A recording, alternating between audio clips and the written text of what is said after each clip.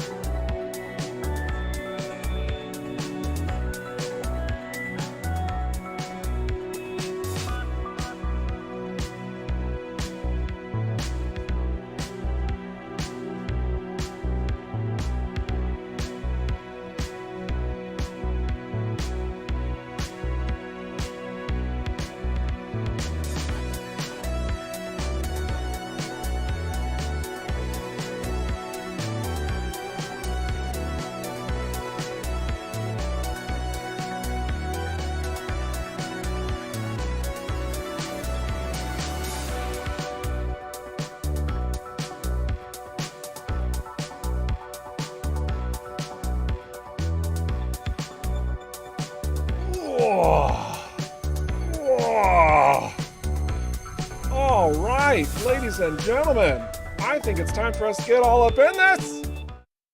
Welcome. Oh my gosh, my green screen's not working. My green screen just decided not to work. Hang on a second. That's rather hilarious. Of all the things being checked through, the one thing I didn't do. How strange. Hang on a second. Where's the settings for this? I know how to do this. I'm a professional. Goodness gravy, folks. Welcome to the official ROCKFISH game stream. I am your host and your guide, Eric Schrader, the community ambassador for ROCKFISH Games. We are going through EVERSPACE 2 as we always do every week, unless there is a personal event going on that does pull us away. Sorry about last week, guys, but I assure you everything is fine now. So thanks for your patience with us on that. We have a lot of stuff to talk about, a lot of stuff to show, and I'm eager to dive on in. So let's just take a moment, just say hello, welcome every single person who's sneaking on, and lots of people, lots of returning viewers. And I see a couple of new users as well, so welcome to everybody. Oh my gosh, what a delight. What a delight. Oh, start of this month. Woo! It's been interesting. It's been good though. Lots of development, honestly. So let's look at what some of that is. We're gonna start with some new voice work, actually. We're gonna start with some new voice work. And then what we're gonna do, just an overview of the stream here. I wanna show you some new voice work that's been in place, and there's more to come beyond this. This is a lower level Obviously, you can tell we're only level 10 here. We're flying a striker, just have some average equipment that's all around level 10. Though it does use all of the new updates that have been applied that we've been showing you over the course of the last several streams. Like, that's why we have this crafting tab and all of this stuff is here. We will be diving in and showing you a catalyst as well later in the stream, just so you know exactly how that operates, and just kind of cover this modify tab a bit more. So you get all of those delightful little details. Also, I didn't even add this into the description on Discord, but I'll probably tell you just a little bit more stuff about devices as well, because there's a lot. There's a lot. Now, what I'm doing right now is I'm leveling up the devices. So if you haven't seen this before, this is just a really quick revamped way to utilize the device upgrades now, so that it actually matters when you invest in your devices. Before, when you invested in, you basically put one to get one mode out. So there wasn't really an incentive to put more than one into a single device, because you just got the one you wanted and then that was it. So this has been completely changed. Both of these devices I've leveled up.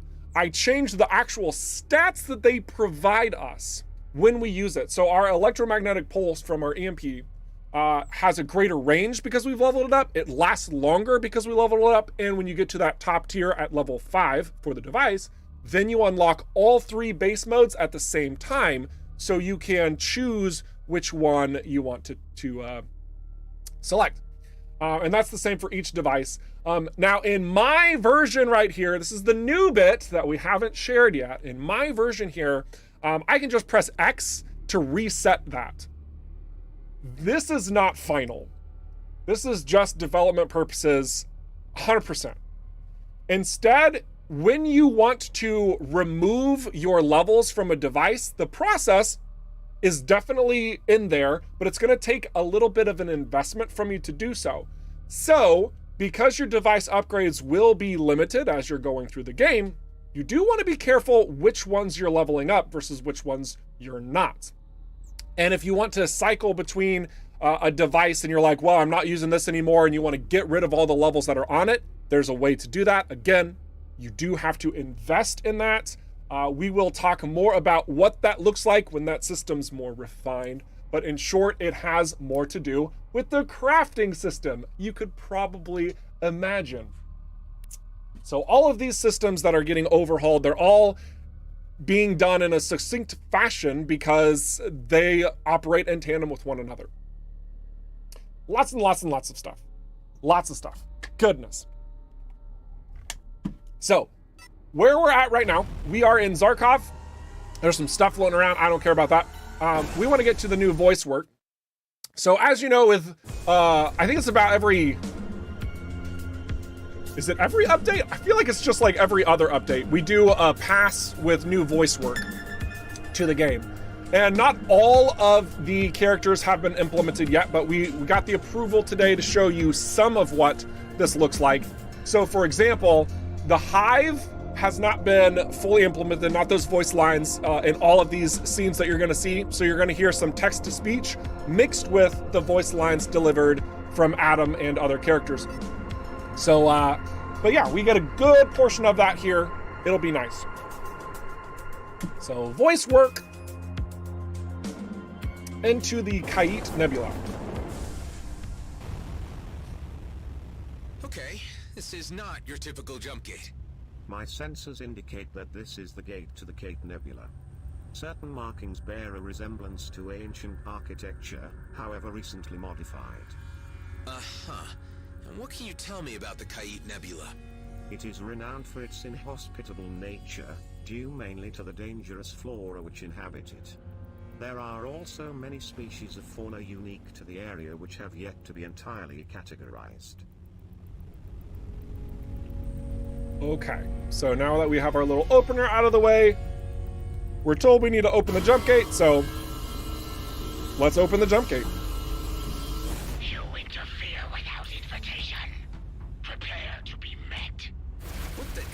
Hey, turn down the volume, guys. What's up? Surrender your vessel and shed yourself of your material garb in order to pass through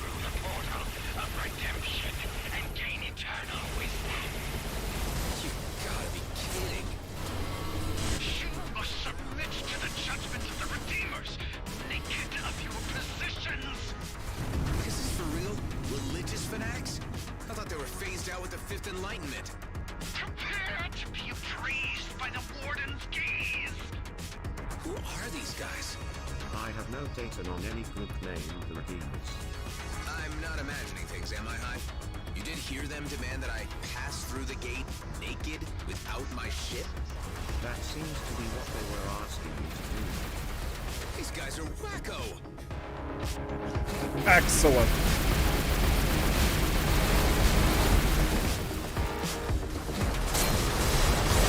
All right, we are going to need to use a couple more tools in order to overcome these guys.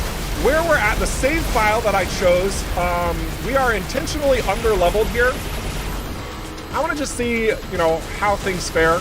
We are playing at a normal difficulty level. I can offer emotional support if needed. I can make animal sounds if that would comfort you. Long missile. Oh, goodness. I forgot to use a consumable right there.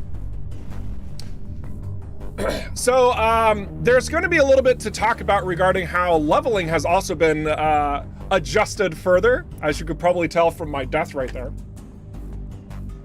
That shouldn't happen very often at all. But what I want you to note is that these enemies are higher level than me by a bit. And this is to show two major components of this. The first is to show that your level does actually matter, and your progress in the game space, depending on where you go, it does prevent a higher challenge or a lesser challenge, depending on how you've kind of optimized your pathway forward. Now, here you can probably tell this game has been like very streamlined, very straightforward, and gone through the mission chains without doing much else, anything. So we are incredibly under-leveled for where we are at in this game. But even still, you'll note that these enemies that are spawning, they're not our level. This is very important that I would like to convey here for everybody watching, especially those who have made posts on the forums, just to give you a visual representation of how this is all coming together. So these drones, even just these drones, this is a level 13 drone when we're at level 10. And we've got level 14 disciples that are coming at us as well.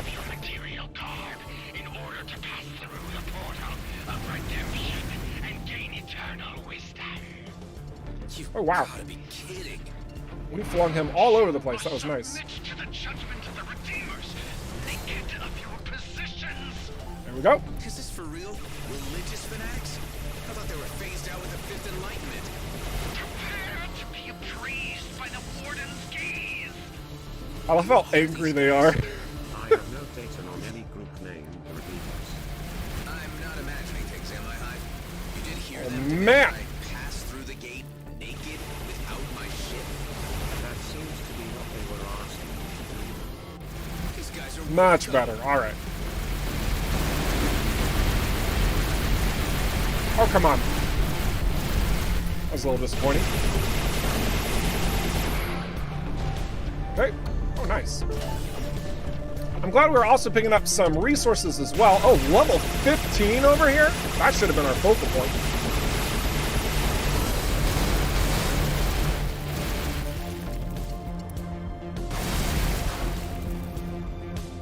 All right, we gotta hit him in a way that prevents him from recharging those shields. So I'm gonna try and break his shields, because if we can do that, the rest should be okay. Especially since we have these missiles. There we go. Nice. So we're gonna have to fight a couple more pockets of them, as you can see, but yeah, so with this overhaul to the resources, which, let's talk about that, because we picked up some dark energy, right? Wait, where's the dark energy at? Where's it at? It's right here.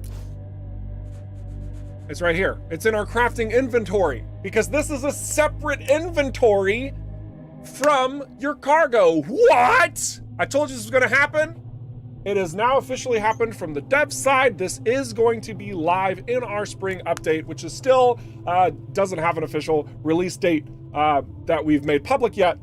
We have a pretty good idea of when it's going to drop, though. And this has been a massive game changer for us at the team. Like sincerely, major game change. I mean, especially if you consider like Terrain and how the storage size he increases, where you can store like a bunch of different things. I used to use that, storing all of my resources. That was what I used my hangar for. So when we triggered the update, when we like cataloged all of this, which will work with your previous save files, it will move everything that you have collected anywhere that's a resource, and then it just vanishes and goes into your crafting inventory. So you will probably have a ton of stuff if you carry over a save file, and it will all be accessible. You don't have to be at your home base. This is all just there for you. It's all present. And now I have a completely empty home base with tons of space to put actual loot in that has different modifiers to compare and swap out as I'm playing the game as is intended.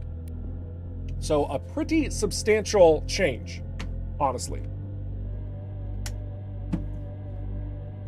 So even with a cargo space of 24, you're gonna see it takes a while for us to fill this up. Okay, let's keep moving through this mission. Here's some more voice lines.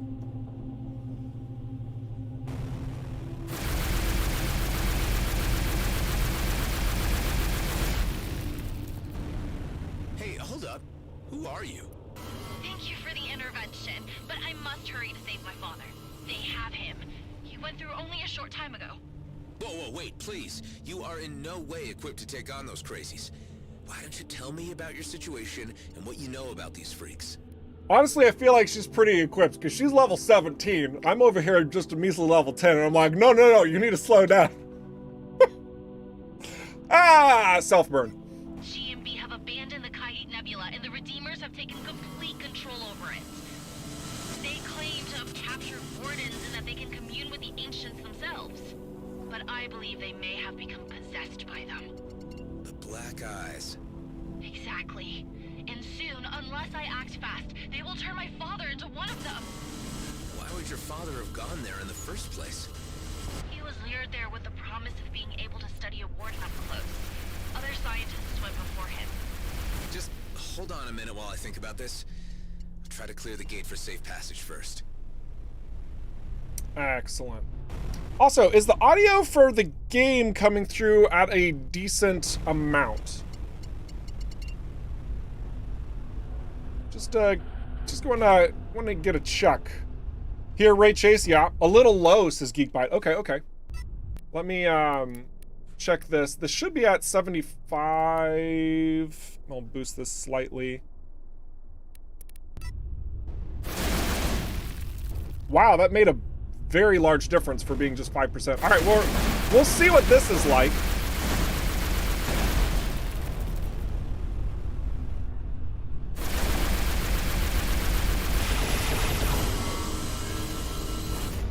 There we go.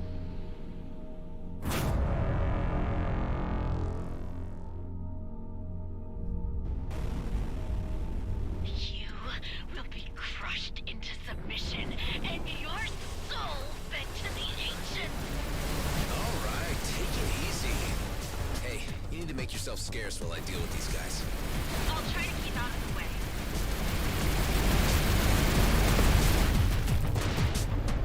More dark energy, nice.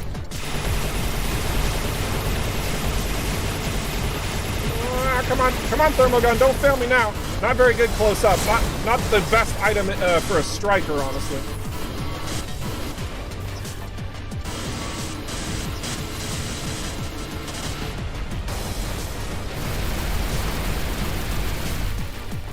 All right. We'll definitely need some equipment when we get in here.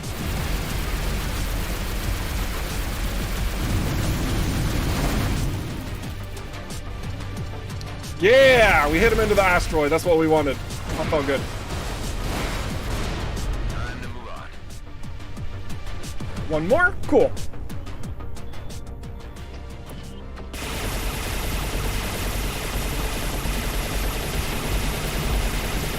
Yes, I'm playing deviously. Really didn't do as much damage as I would have liked, though. We need to add a lot of damage immediately, because Redeemers, as a lot of you guys know, their shields regenerate at a very rapid pace. So if we can't continue the damage... Oh, he's gone. He's gone. Let's just be absolute jerk. Nice. Now, please, if you don't mind, I am going to retrieve my father. I really can't let you do that. Not in that craft. Look, why don't you let me track him down?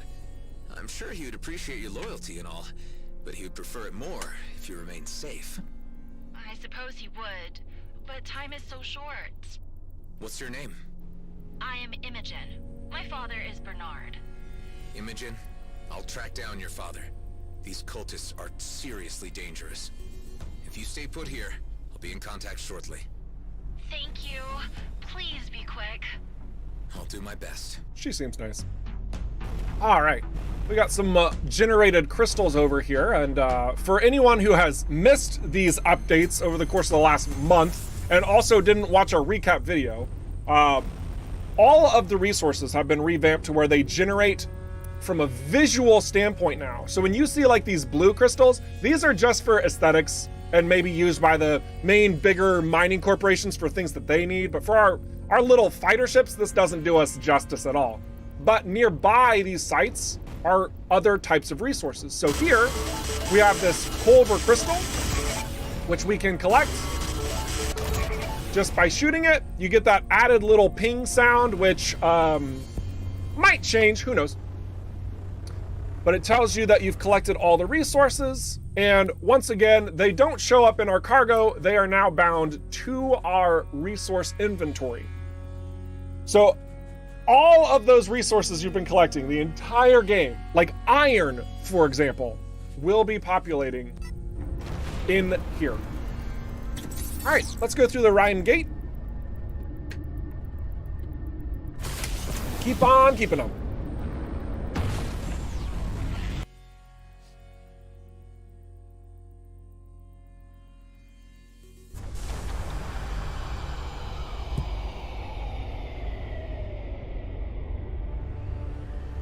No limit to the resource inventory. Nope. Infinite amount. Wow, okay. This is very interesting. Is that a warden? They really have captured a damn warden. The high energy beams appear to be draining the entity of its power. It was not thought possible to harness the power of the ancients. What we are witnessing here, however, radically alters that assumption. I am picking up the life signal of the young lady's father from a nearby vessel. Keep a trace on it, Hive.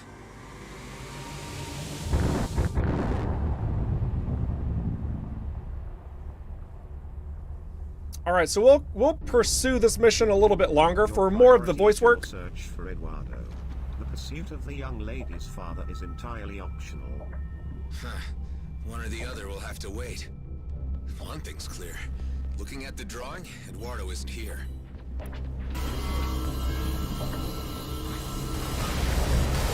Oh, nice. Quantum Tether could be very good in this situation. Granted, we can't push out that much damage. That's kind of our challenge point right now with being under-leveled here.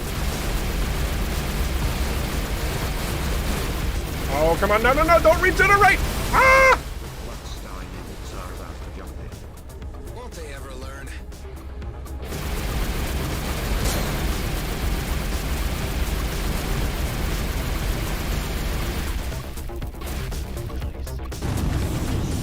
Man, I wish I actually had a couple more resources so I could craft some more missiles right now. That would be incredibly convenient. I can offer emotional support if needed. I can make animal sounds if that would comfort you. I Get it.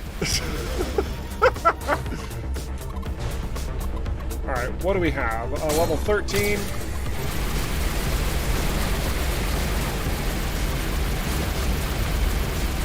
Oh, come on. This is not very efficient.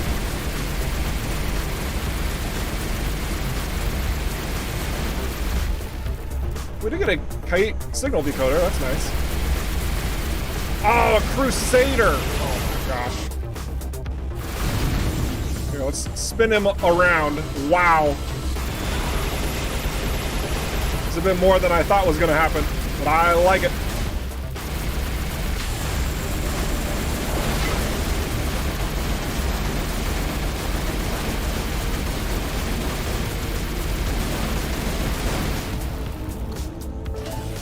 All right, solar particles, beautiful. Let's go ahead and track down this mission.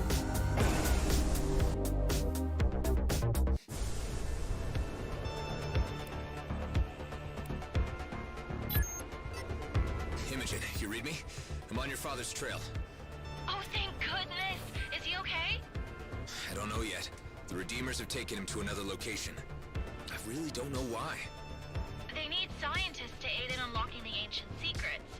I have a suspicion they dispose of all others that come into the system. That's grim, but it would fit with their lunatic behavior. Wonderful. I hope some catalysts, especially Prefix, properly makes it into the spring update. Bearded Frog, you will absolutely be pleased because I can confirm this. In fact, I'm going to show that one of these a little bit later in the stream. So yeah, a big portion of the catalysts, in fact, slight spoiler, but we're talking about catalysts today. We're going to have a lot that adjust prefixes for you. So long as you acquire the blueprint of a catalyst and the resources you need, you should be able to. Containing the father, Bernard. I detect only one life sign. What are they doing, Hive? The vessel is being bombarded with an unknown dark energy. This, I presume, is how the cult gains a hold over their new initiates. So this is how Redeemers are made, huh? Let's put a stop to this. Oh man, if these other enemies like start getting close, oh my gosh, we are so underleveled. But we're gonna do our best to try and just like be isolated from them and destroy these. Okay, Doomer.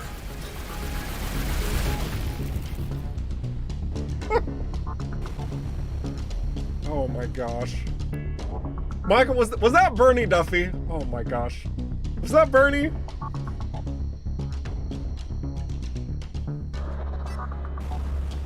We're having fun, guys. We enjoy the process.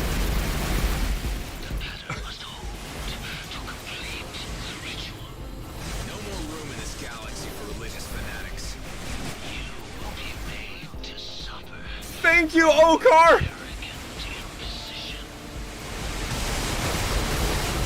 Oh my gosh.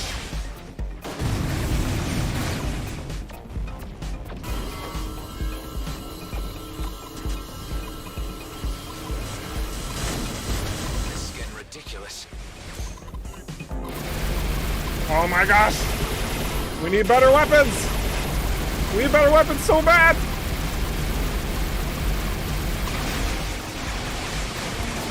There's also a lot of missiles on us. And they're all hitting us. Oh my gosh.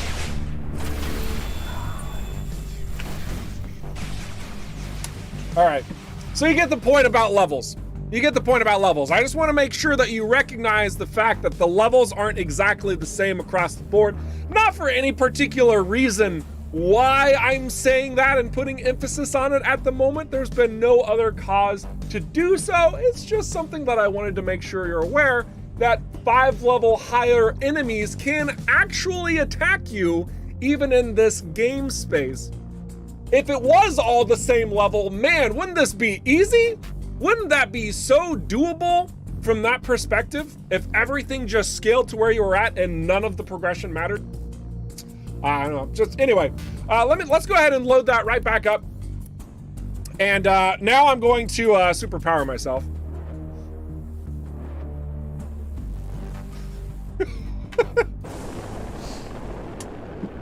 That is the vessel containing the father, Bernard. So 1 second, I'm going to be incredibly cheeky here. I also want to point out to you guys, like, we have had such great support from you all, and it's always a wonderful time for you. Whoops.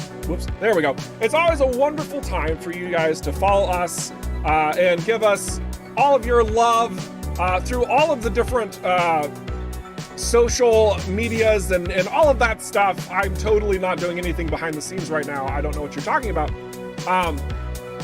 And it's just great. It's just great to have you. Sincerely.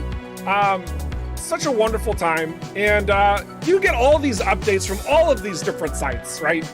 Where we're talking about like the latest updates and news sources and everything. And you guys coming to the streams themselves, like it's such a great time to be in conversation with you, to show exactly what's going on. Tell your friends about these live streams, because honestly, this is where the magic happens. This is where we get to tease you and show you new stuff. And we are just cracking into things today. Like we've got a lot more to talk about. So yeah, let's get right back into things, right? I mean, that makes the most sense. Oh wow, we hit level 17, nice. So let's do this. You dare disrupt the sacred ceremony of the ancients? Okay, Doomer. The pattern must hold to complete the ritual. No more room in this galaxy for religious fanatics. Excellent. Be made to suffer for your arrogant imposition. We have halted the ritual, although I fear we may be too Whoop. late. The father's light sign will display a slowed metabolism, an indication of possibly compromised cellular activity. This one must be AI driven. Where's it heading, Hive? It is returning to the range object. Again? Maybe it's a default Beautiful. setting. Let's free this guy once and for all.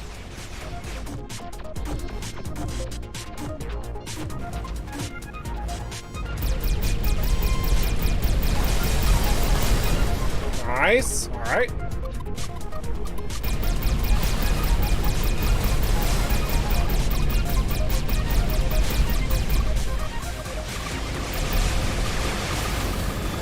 Wow, so many missiles. Too many missiles. Let's get you out of here. I don't want those missiles anymore. Thank you.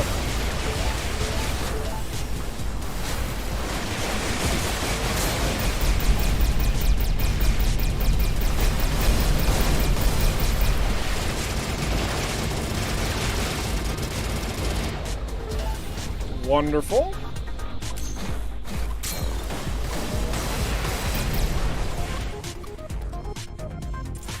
Let's start having you charge on up, because we're probably going to need you.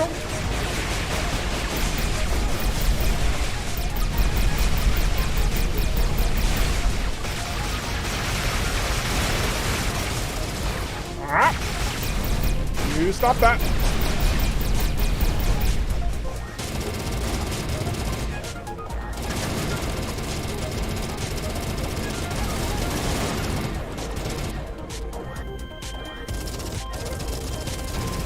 Here we go.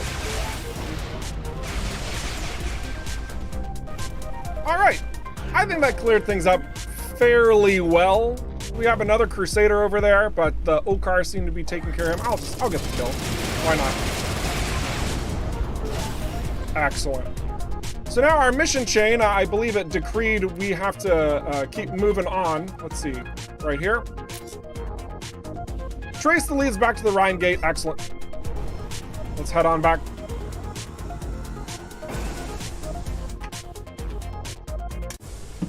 With the side of the music. Trail. The Redeemers have performed some kind of ritual on him. Oh no! I hope we are not too late.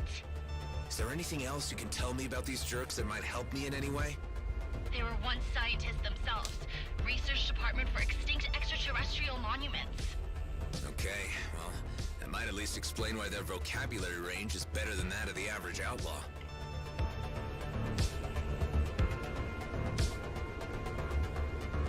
The red laser pew pew sound effect is so satisfying. Oh yeah, no. I think the pulse laser, the generic pulse laser and the synchro pulse laser, both of those are like my two favorite weapon sounds. It's a coincidence that they're both pulse lasers, but I love them so much. They feel so good. So definitely agree with you there, Neodos.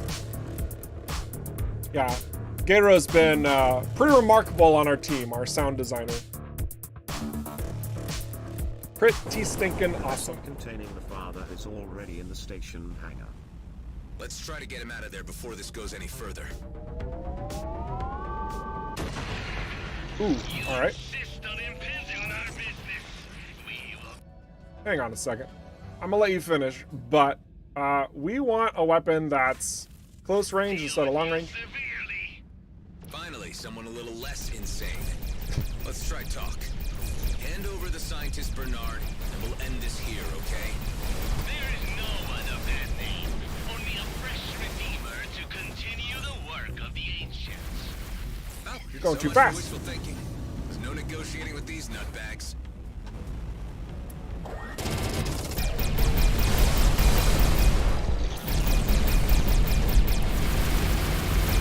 You know what? We're just gonna keep using this pulse laser. It seems to be doing the trick pretty well. It's a bit more accurate than I think our other weapons.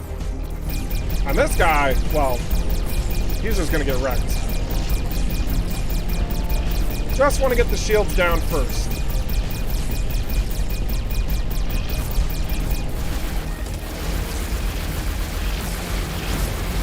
Come on, shields. There they go.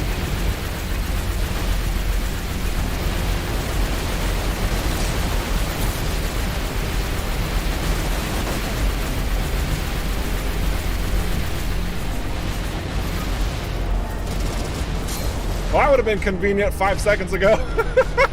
Crystals on the Redeemer ship's for exactly. The ships seemingly contain repurposed freelance detected unknown ancient modifications. Ouch. Target destroyed.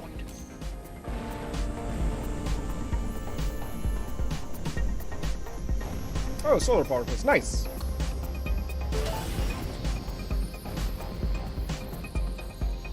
All right, just a scattered group of redeemers here. We'll tidy up this mission and then we'll bounce over to our other save.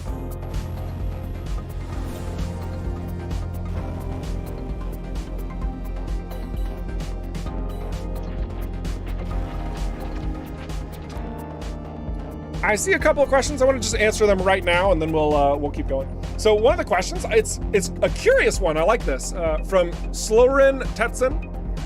In Everspace 1, you could get G&B to help you when you got the Okar to shoot at them. Will there be a similar mechanic here? Well, the Okar aren't inherently your enemy in Everspace 2 because you're no longer being tracked by them since you're not flying a specific colonial fighter, right? So now they're neutral with you. But if you do find yourself in a hard place where there's enemies firing at you that are neutral with another faction like Okar and G&B, it should be more than possible, absolutely. If one faction starts attacking another one, their allegiance will shift in order to protect their own. Absolutely. I just don't think it's incredibly applicable at this point in time, since there's not a lot of situations you could utilize that to its full degree, like you can and should in Everspace 1.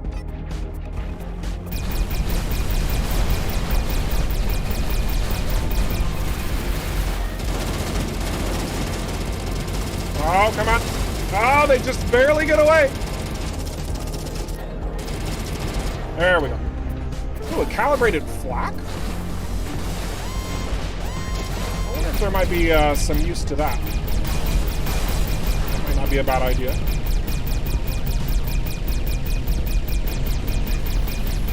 All right.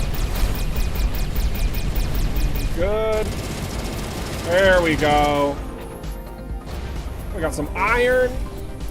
All right, this guy's almost dead. We'll just corrosion him. That should eat through his... Yeah! Don't even want to deal with his shields. In fact, we might just do that all the way over here. As soon as they start coming for us. Hello? Ah, there they are.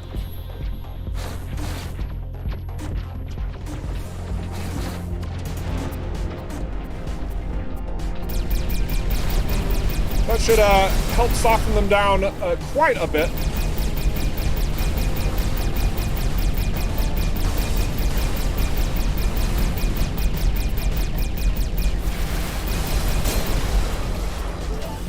Excellent. And just these last two.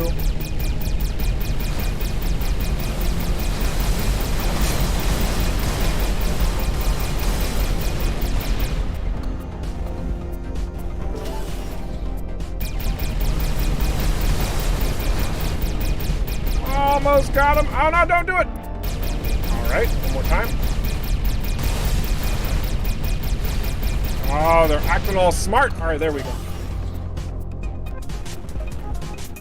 You shall be met with the Warden's wrath. They're releasing the damn thing. This warden appears to be an exceptional power. Supercharged from whatever the Redeemers have been feeding it. Facing wardens is always tough work.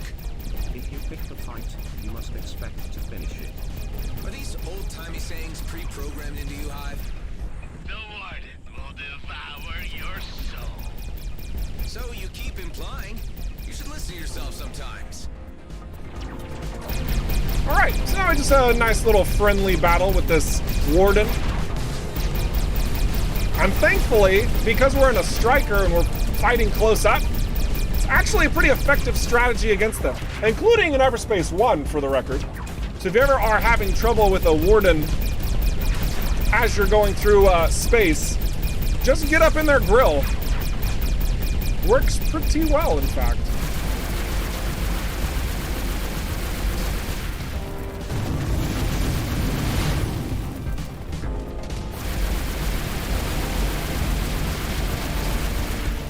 Almost done. The Warden must be spared. Looks like the Warden is being re-caged. How are they doing that? We will surrender the comfort you seek. Finally, some reason from you all. He is but one of many among our collective. He can be relinquished in order to ensure the continuation of our great work. Okay, prepare to hand him over. Imogen, I've secured your father's release. Come through the jump gate for extraction. I'm already nearby. I've been watching events from a safe distance. I thought I told you to stay put. Listen up, you crazed loons. This lady is approaching your dock. Allow her to collect her father or expect consequences. We will not interfere. Go on in, Imogen. Also want to point out there is an audio bug. There is an audio bug right now. If anybody of you are like wondering, like, why is there so much music playing? Yeah, there's like 2 tracks playing right now. I shouldn't have to say this, but I'm gonna say it anyway. As we do these live streams, you are getting like the latest rendition of the game, and bugs will seep through that.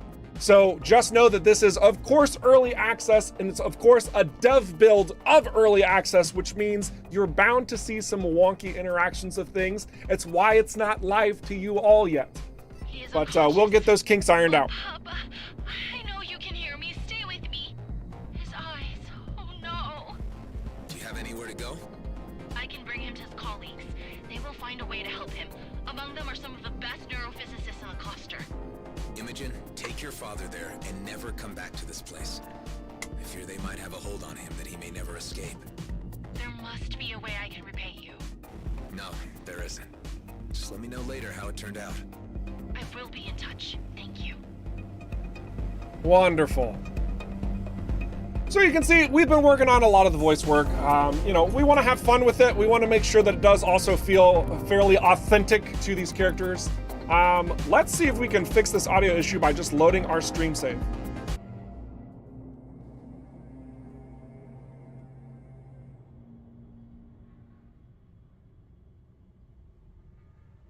I think it's fixed. So, guys, this is actually where we left off the last time that we were streaming. This is the save file, right where we were at. But I did make a couple of modifications to make a point, a pretty sound point that you guys would probably be interested in when it comes to mining. So the way that I wrote this in the Discord, the exact way that I wrote it, in fact, just want to double down.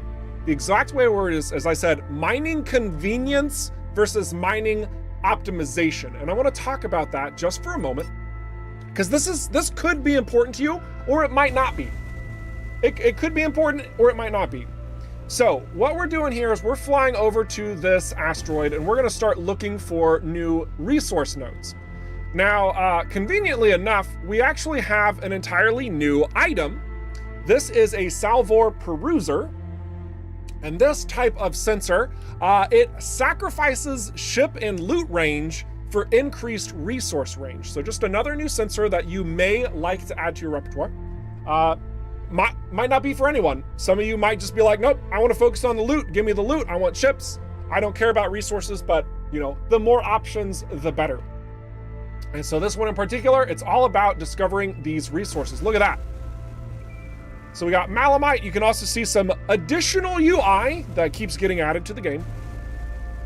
And here's one of the most important aspects of resource collection. Because first off, you want to mine it really fast, right? So how can we mine it really fast? Splash damage. One shot, 9 Malamite, the deed is done, right? Now we can just move on, no big deal. All it costs us is a couple of credits to restock our missile later, right? And this works, for the most part, wherever you're at, what you're doing. Now, I know some of you are thinking, well, hang on a second. That basically breaks the entire point of mining entirely. Well, no, because this goes into the territory of convenience versus optimization.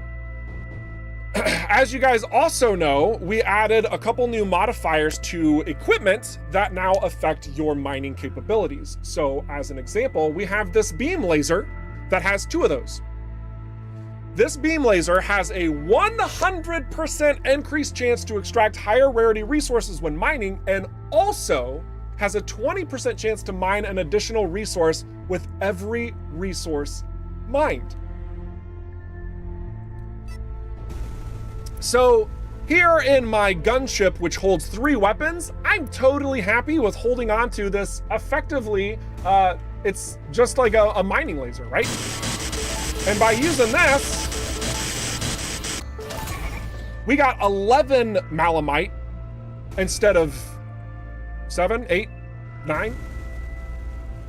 We're getting a little bit more, and our odds for higher rarities might be broken. I think it's working. But as you're using this, it takes a little bit longer, right? But you're gaining a lot more resource, and you have a much greater chance for a higher value resource. And so that's going to be a call that you'll end up making when you're playing the game. Do you want to just collect and go, just like fire a missile and be done with it? Or do you want to find some optimized equipment that will allow you to collect everything far more optimally? So there's another really cool thing about all of this. And as I mentioned, the gunship has, 3 weapons, right? We're level 21 right now, and we have these 2 level 20s for combat. This beam laser that we just used to mine, it's a level 5. This is a level 5 beam laser. There's no reason we would use this in combat at all, right? Like we wouldn't do that. But for mining and since we're on a gunship, it's like, hey, why not? I'll just throw it on there. I don't have to get a higher level because I don't care about the level. I care about the modifiers. And we are being intentional with our modifiers. Like, this is very much intended. We want there to be certain modifiers that can be more important to you than the weapon's power itself. Can be.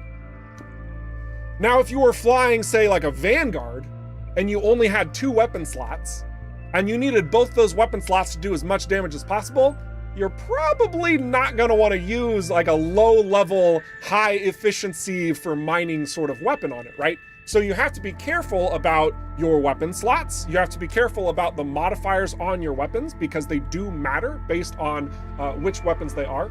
And furthermore, if you're not satisfied with them, well, that's where catalysts come into play. That's where catalysts come into play. So as you all know, catalysts are modifiers for equipment. So we are going to need to get some fusion cores.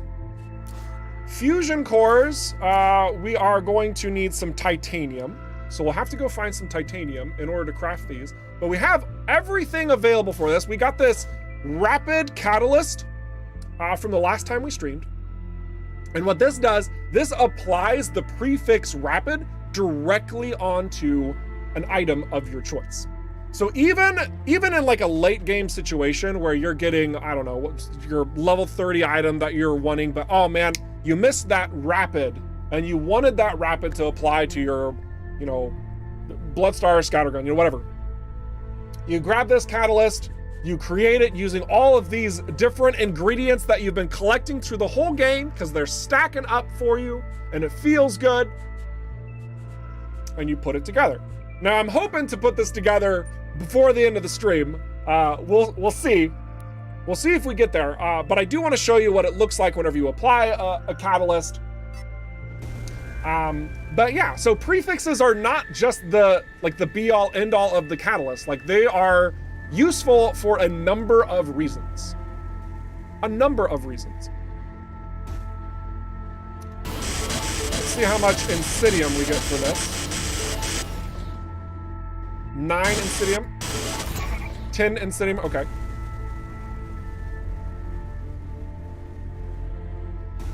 But we will need to find titanium. And as you guys also know, in order to find those resources, like you're collecting all these blueprints, right? You're getting all of these tools. Oh wow, 3 Malamite, flawless. That's really good. 4 flawless, wow, all right. As you're collecting all of these resources and you're like, well, man, I want to be able to find the specific location where I could acquire these resources, right? Whether it's a station that's maybe selling them or a location that you can go and harvest them. And if you guys recall, this is going to look a little bit funny because it's in the middle of being updated. But like we know what resources, like how many we would have gathered at like this site here, the Athorian Fault. So the last time we were in this stream, this showed you the number of resources generated. And I told you that was changing. It is officially changed now. So now, as an example, the Akrat trading station, under the resource deposits, it shows copper, 2 unknown ores, and 1 unknown crystal. And next to copper, it says medium. There are 3 different yield rates at a location. It's going to be low, medium, and high. Who'd have thought? So if you're looking for a particular resource, you can look at your map and go, oh, I need copper. There's a medium amount, a medium yield that occurs at Akrat Trading Station. Or, you know, if you've been doing your due diligence and, you know, extracting the information from these locations, you'd know, oh, well, I have a better chance of getting copper from this other site, whatever. Now for titanium, shoot, I don't actually know where I can get titanium from, but I know it's not going to be from Cedo. As Cedo is the lowest level environment, you're going to get a lot of the lower tier resources like iron and Aethium crystal, but you're going to find a lot of it. So if you're ever wanting to get more iron and more Aethium crystal, which is great for those early perks in the game, fly around the GMB mining fields for a while because you are going to get loaded with them. Absolutely absurdly loaded with all of those resources that you are looking for. I'm kind of wondering if titanium's actually available at Palemon's Wound now. I can't quite remember where titanium's at because this has also been a work in progress, constantly changing. But as it stands, each location, each region, we have different values and different resources that you're going to acquire there. Very intentionally done. So it puts control of what you're acquiring in your hands. If you want this particular resource, go to this particular site. Pick up those resources, craft that component, build the catalyst, be on your way.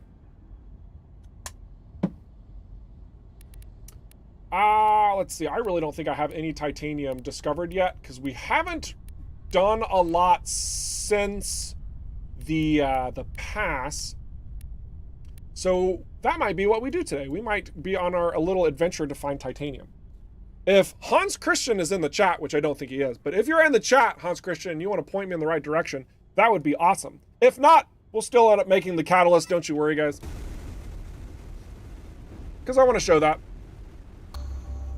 But you can see, like, just from, you know, going back to this real quick, you know, just from these modifiers pertaining to resource collection alone, you now have more options of how you want to approach this whole resource and crafting overhaul. The means with which to iron out your optimal build are being given to you. Whether you want to try and build that out for yourself by going to these locations and acquiring it, or if you just want to fly about in high-risk locations and try your luck at their drops, they both work. Insidium, oh nice.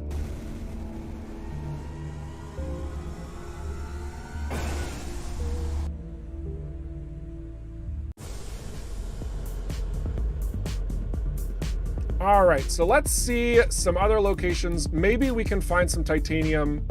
I feel like we need to go...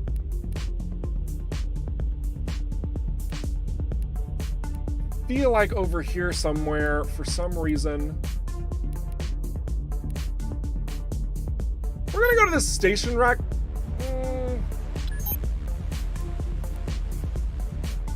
I feel like it's here in this location. Oh my gosh.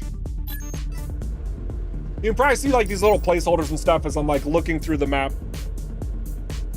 Because there's more content coming, obviously. You all knew that.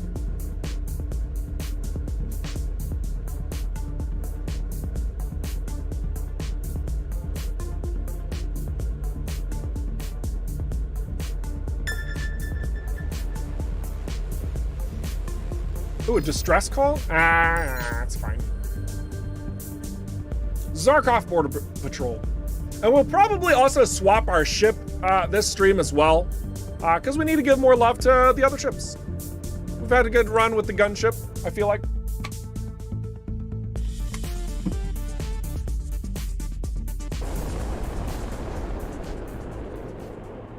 Oh wow, we've definitely been here before. Does Zarkov have ore? Yeah, it does. Ore and crystal. 1 ore and 1 crystal. So, with our peruser, we're gonna fly nearby to these fields and see if we can find some resources. That's what we're really interested in.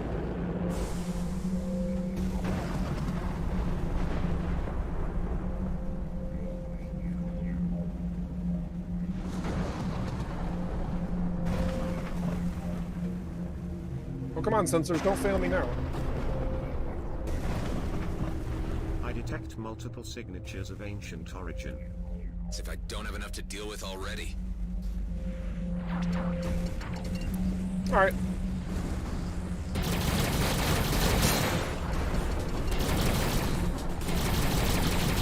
Try and get a bit closer. Ow. Ow!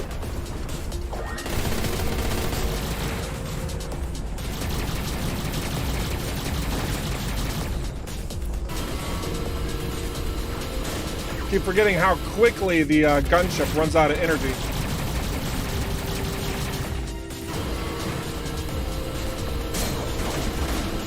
Ow!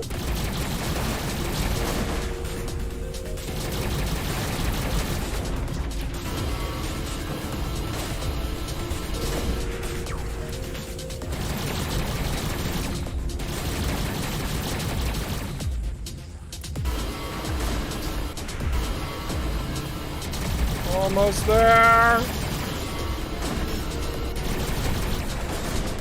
Oh, come on. There we go. 1 down. Come on, die already. Nothing like a little bit of bloodlust to stir the spirit. I'm so glad that we got that ult, actually. Whittle him down, please.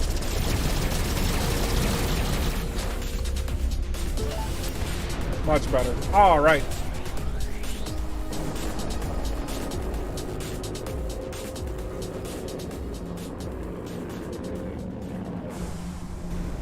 Aha! Resources! What do we have? Culver, Culver crystal, okay. Not what we need at all.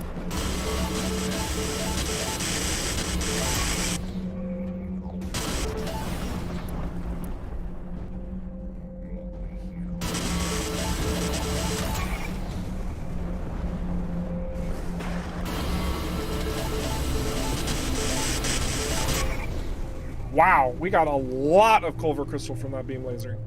Nice. Now I'm really curious where that ore could be found.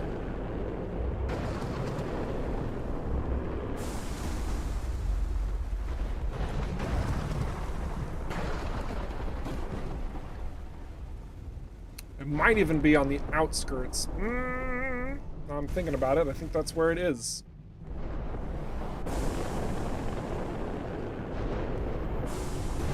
Let's see, over there. Let's try over there.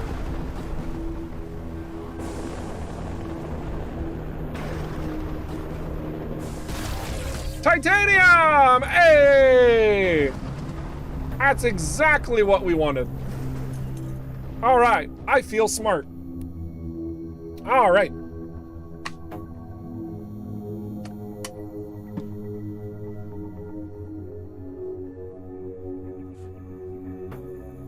Does this play better on mouse plus keyboard or gamepad, or doesn't really matter? It's honestly gonna come down to your preferred method of play, Neodos, because we have some people who give this game a lot of praise for its HOTAS. We have some people who rage at its HOTAS support. So, you know, you're gonna find all types of people. The game was designed from the ground up for mouse and keyboard play, but obviously because we are bringing the game to consoles and we do have some console gamers on the team, we absolutely wanted this to work for controllers as well. So when you do, it doesn't even change the UI that much. There's a couple of components that are modified, but everything works as you would expect it to. It's not like a pseudo mouse movement here, because I think sometimes that can get a little lost in translation. So even though it's mouse keyboard applicable, when you go to controller, it just jumps from one item to the next, and you have full control over all of those pieces accordingly. And then of course, you can do all of your compares. You can do your swaps to your different, screens, all of that stuff. So it very much works in tandem. I've seen a pretty good thread actually about the HOTAS support and people finding their configuration profiles and sharing them around. So it's been pretty good on that front. We've done a lot of work to make sure it works. So yeah. And it will also have track IR support. I'm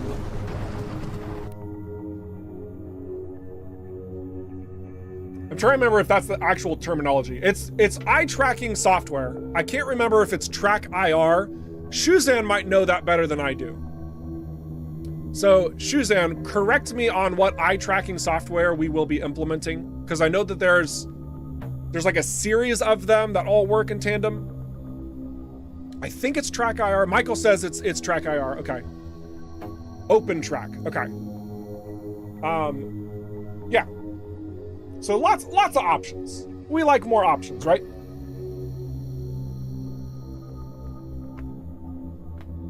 Answer bearded frog freeze. Oh, I am so sorry. He kept asking about Arc 9000 stuff, which I told him last stream I would ignore.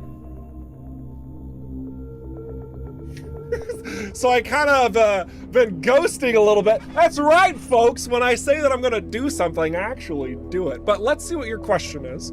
Rapid obviously only applies to weapons, so do you need a separate catalyst for each gear type? Like when it comes to Starforged Prefix or Optimized, so one for hull, one for sensors, etc. Okay, so for right now, all of the catalysts are specifically applied to weaponry. It's not going to apply to like a shield or a sensor or anything like that. But there are absolutely the means to have catalysts apply to different modulars as well. And that will be shown more in time as development progression continues. It's just not ready to show yet.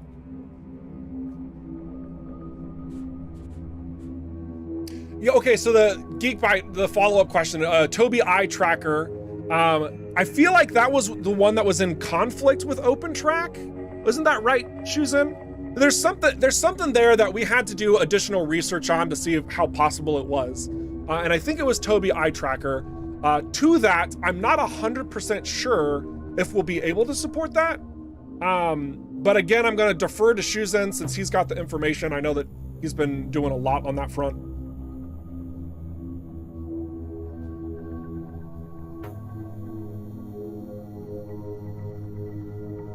Toby isn't fully supported by Unreal Engine, but it may be in the future. So there you go. Thanks, Shuzan, for all of your help. I should call you Will. Your name is Will. Thank you for your help, Will, and addressing those questions. Very, very good. Very, very good. All right, so let's get this titanium. I want to get all the rich titanium. Oh, yeah. That pure titanium feels good. There's still a lot of coal for, actually, hang on. Is this, it's high. We got a high amount of titanium here, so we're in the right spot. So actually, let's talk about what that means. What does high mean? What does medium mean? What does low mean? So when we're looking at this map here and it says titanium high and Culver Crystal medium, that directly impacts the number of nodes that will generate in the area. If it's low, it's gonna be like 1, 2, maybe 3 if you're lucky. If it's medium, you're gonna have somewhere between 3 and 5, I think.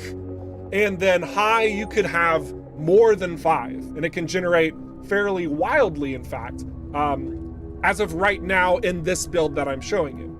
Now, some of those details still need to be ironed out, of course, or titaniumed out. That was terrible. So we're just gonna keep collecting these titanium deposits and then be on our way.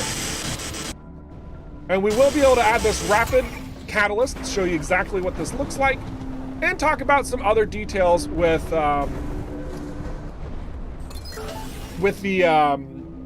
crafting. There we go. Crafting is the term I'm looking for.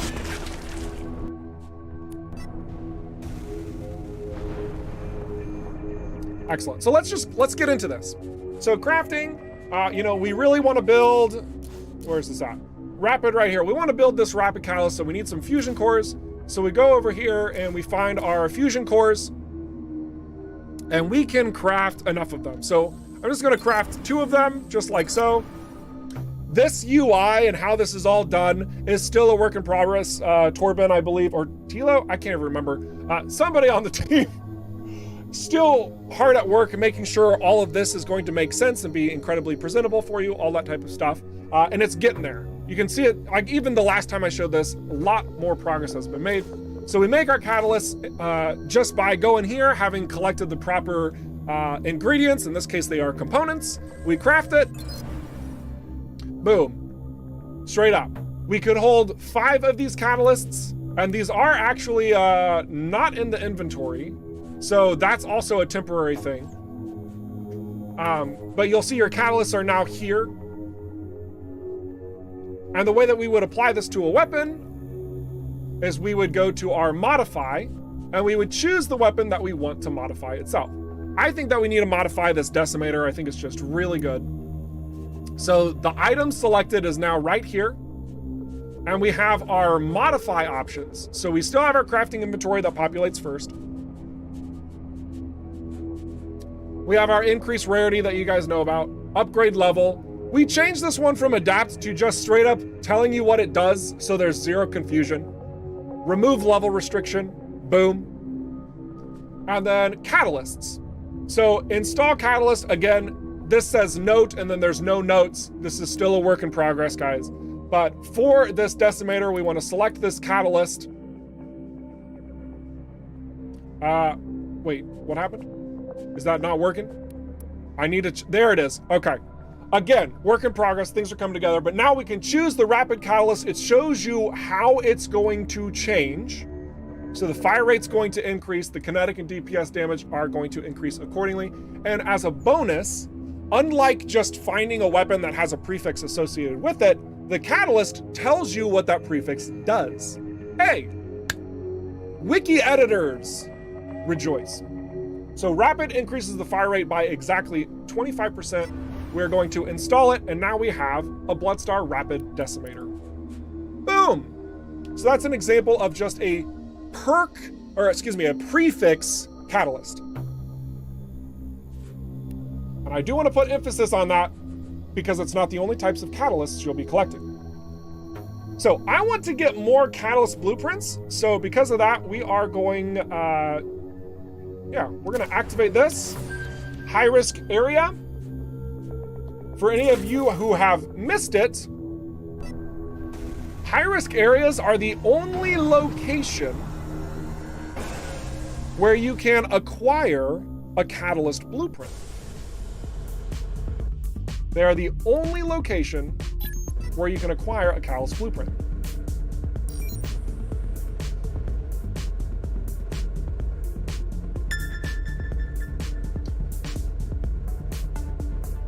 You like the catalyst mechanism a lot? Yeah, I'm glad. Yeah, we've been playing around a lot with how the crafting system needs to be important from the beginning of the game to the end, right?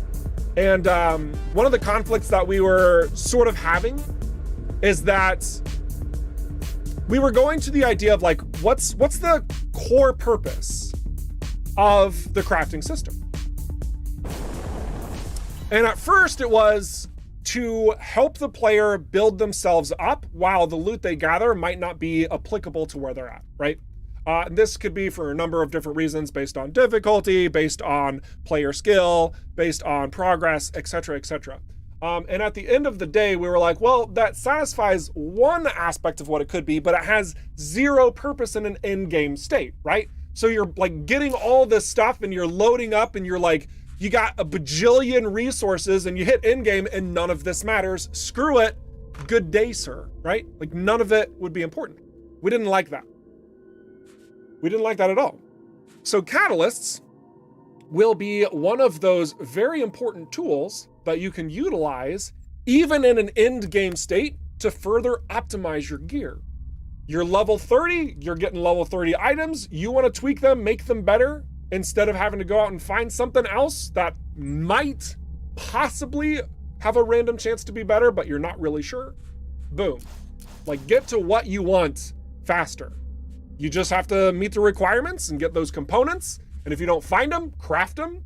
If you, like even still, like if you're not finding a weapon combination that you really like or want to try, you can straight up go in here once you collect the blueprint, build it. If you're really lucky, you might even find an item that you craft that could then also still be modified. Like there's lots of possibilities. Lots of possibilities just through catalysts alone. This is an exciting location. All right. Here we go.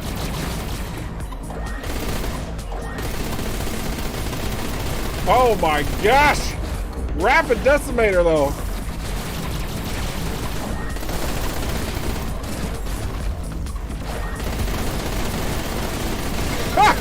That armor just melted. Ooh, flawless phasium crystal. That's a bit rare to find.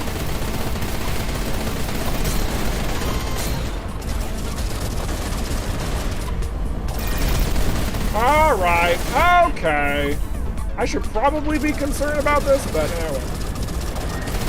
It's a gunship. We can handle it. We got a lot of armor reduction.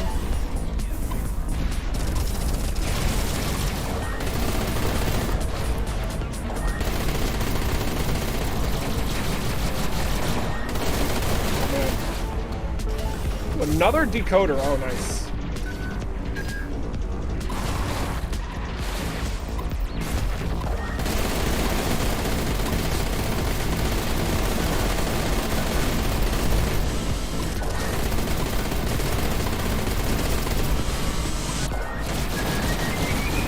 Oh, ouch. That's okay. It was just shields.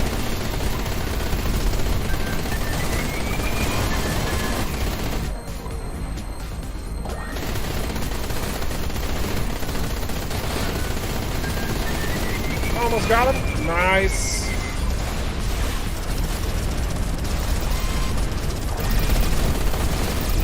Oh my gosh, let me tell you what, guys. Having this turret and these rapid fire weapons, oh my gosh. I just feel like I'm in full control of this battle in all the right ways.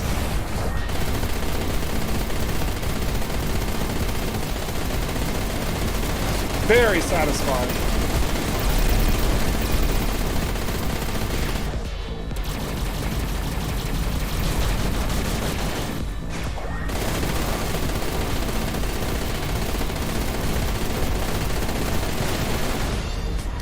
So there's one little element I should talk about briefly as well.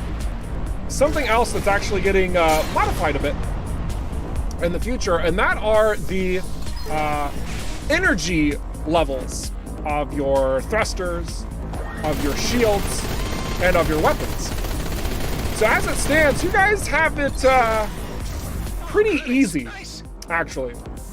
The regeneration rate of a lot of the equipment as of right now is easy for players who are especially trying to understand what they've got and get into the game space. But from like a level of optimization, I mean, you can even tell, like in this battle, I'm like firing my decimator, I swap to my pulse laser, I swap back to my decimator, and it's like fully charged after like half a second. That's not always going to be the case. That is not always going to be the case. In fact, in a lot of cases, in the future, this item is going to be more and more and more important to you and how your enemy energy distribution is laid out. So, to recap, if you think that it's broken cycling weapons to gain basically an infinite amount of energy, okay, yeah, we hear you. It's still a good resource to use when you're, you know, the more weapons you have to cycle between, the better. This will be modified. But there's still going to be ways to break it anyway. There's still going to be ways to break it. Because it's fun.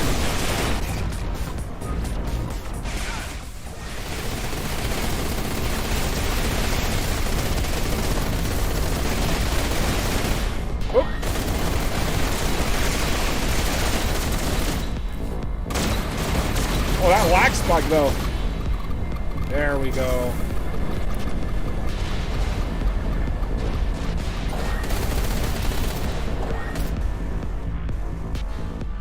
What do we get? What do we get? Catalyst blueprint. What do we get?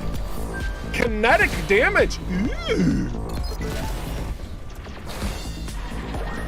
All right, so instead of it being a modifier with a prefix, we now have one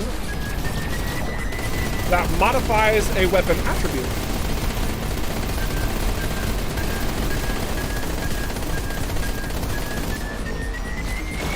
Oh, thank you.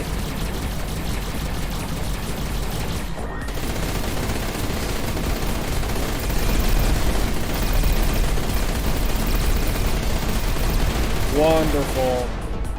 Absolutely delightful. Ooh, intuitive minds. All right, so we'll clean all this up. We picked up a lot of loot there, and look at this. We didn't have to go back and forth between our inventory for all of those other resources that we were collecting through that battle, because the resources are all over here. All of that stuff's in its own little separate space. We could focus on the battle at hand, and now we have a lot of stuff that we can compare and contrast against, and maybe find some new ways to explore this particular build that we're utilizing. Old EVERSPACE 1 energy. No. Gonna take one step back, make sure that this is super clear. The energy bars are not reverting to EVERSPACE 1 energy. EVERSPACE 1, your boosting and your firing, your weapons and your thrusters were one energy bar, right? That system has since changed. There was an intention why we did that in EVERSPACE 1, and we're very happy with how it works. And that core roguelike loop. In EVERSPACE 2, they are distinctly different pools of energy that your ship is utilizing. And based on the equipment that you're using, those energy pools can fluctuate, and in some cases, a bit wildly. So each weapon has its own energy capacity and consumption, which is then modified by your energy core itself, granting the regeneration rate. Okay? Same thing with the shield, same thing with the booster. All right? So if your booster is really good, it's also going to have a greater draw. Its energy capacity versus its consumption are going to be perhaps problematic unless you have the right energy core on your ship. So this is something that's continually getting adjusted and tweaked. You'll see more on this in the future. But yeah, it's not that like everything's in the same energy pool. You have separate energy pools, but the management of those, you have to be careful on. You have to be a little bit more careful on in the future. Right now, I mean, go crazy. I don't even think in this update it's going to be tweaked that much. But yeah, that is something that we've been watching from our own games and also from your streams. Thank you everybody for streaming the game, by the way. You are fun to engage with. But it does in fact need to change. Especially when we get into this.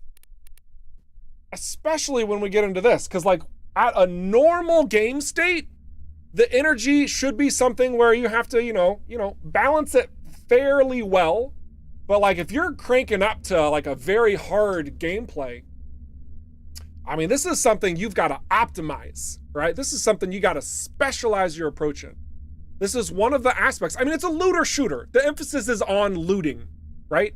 The emphasis is on shooting and looting, both. Very important. Oh. But anyway, this is very much something that we don't want to just like hand to you and it's just like easy mode, right? Even at normal, like very intentionally designed. I'm going to change this back to normal. Very intentionally designed so that you can either play more casually or play where the game is truly challenging your ability to maximize your efficiency, to maximize your skill.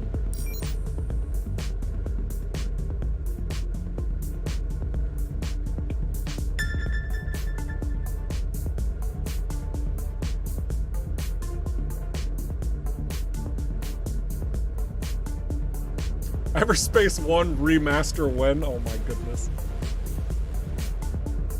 Maybe 30 years from now, when somebody else buys the IP or whatever, and they're like, oh, we should redo this, and they'll remake it, and the whole core audience will be like, this is crap. That's how it works, right? Oh my gosh. Anyway, let's get this other high-risk area. I want more catalysts. I want to get something else.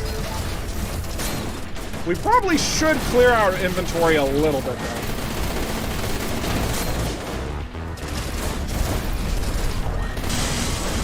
We should be good stewards of our gear.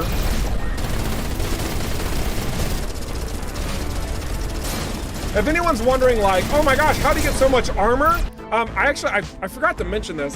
The perk that I'm using right now for my ultimate specific one is Unyielding Assault.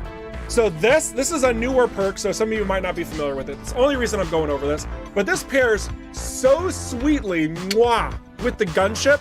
It grants you 50% armor and removes all debuffs.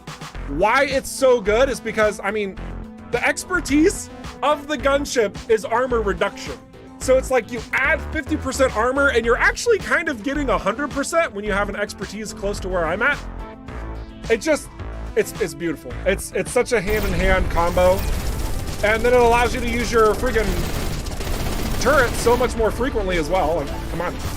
Who doesn't like using an ult back to back to back?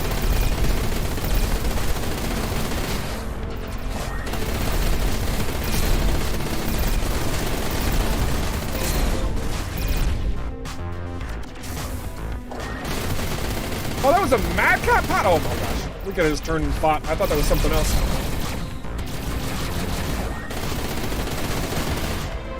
Good, good, good. That is just what I need.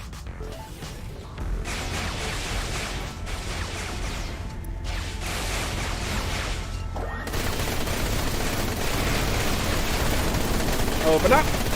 Knock, knock.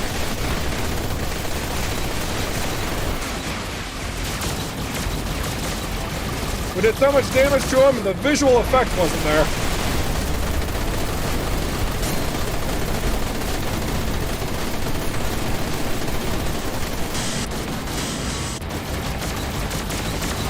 There we go. Which blueprint did we get? Another kinetic damage?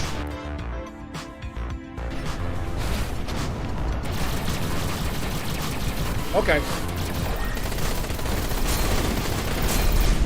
That's fine. You can see that those two different catalysts that we found were actually two different tiers. So if any of you are wondering, like, well, wait, why was it the exact same one? Well, this is why. We have kinetic damage here, and then we have kinetic damage here. Kinetic damage here, kinetic damage here. And the reason why there are higher tiers and lower tiers of the catalyst, it's straight up the types of resources you are collecting on that front. Because these common ones, even though I don't have any, like you could build some of these from like freaking just scrapping your iron and aethium crystal from Cedo, right? You just take those, you'd build your generic components that require these basic things, and scrap metal too, and plasma, like these very easily accessible resources to craft these bits, to get your catalyst going. And the higher tier, it's obviously going to require more rare resources in order to capitalize on them.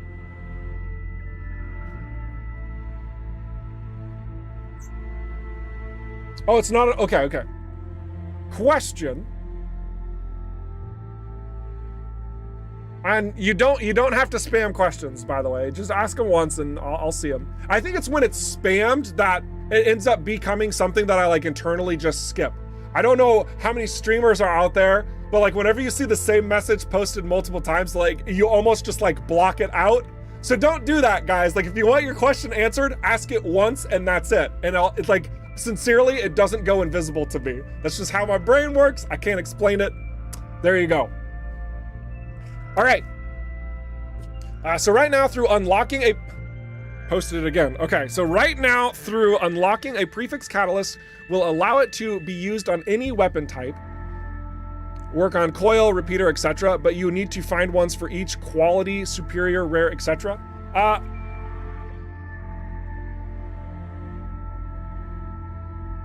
So right now, though probably through unlocking a prefix catalyst will allow it to be used on any weapon type. So you can only use the prefix catalyst on the applicable weapons. So for example, I wouldn't be able to use our, not overcharged, our rapid, like we couldn't put rapid on a beam laser because it doesn't work. It doesn't apply. And you'll see that when you go into this modify section, and you're like, oh, I want to update my beam laser, and you go to your catalysts, and it will tell you like what can be installed and what can't be installed. Like you'll have that information here. So when you go to select your catalyst, you know, it will show you what you can use. So that'll be transparent through the system itself. For those of you who haven't memorized what weapons can have certain prefixes over others and stuff. We don't plan on you memorizing that, so the game's going to tell you. Like I have just explained. Not what you mean.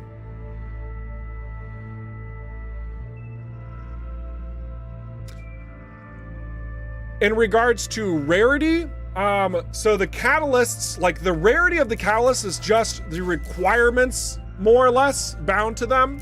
So like this overcharged catalyst requires more rare resources versus this, you know, the rapid requires less rare resources. But still, rapid only applies the rapid prefix. It's not applying an uncommon rapid prefix. Like there's not a rare rapid prefix. There's not a superior rapid prefix. Rapid is only at the uncommon tier. Does that make sense? I missed a question? Oh boy.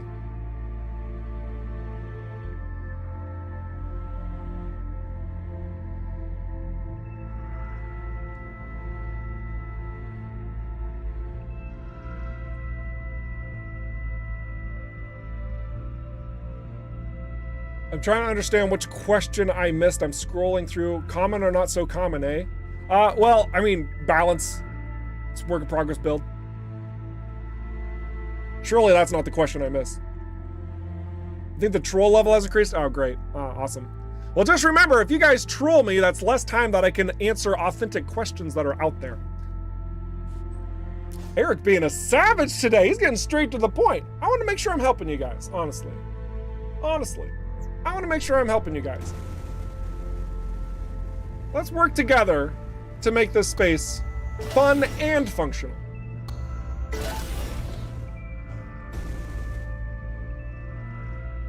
Okay, last bit of clarity, but it's still one blueprint to apply that prefix to any applicable weapon or quality here. No. When you get the blueprint for a catalyst, you have that catalyst blueprint permanently. So in order to gain more of these catalyst blueprints, you go to high-risk locations, you gain that blueprint, you got it. It's like picking up a ship color. You get the color once, you have it forever, right? Same thing with the blueprints for all of the weapons as well. You get the blueprint once, you have it forever. All that's required at that point is using the resources in order to craft it or make it.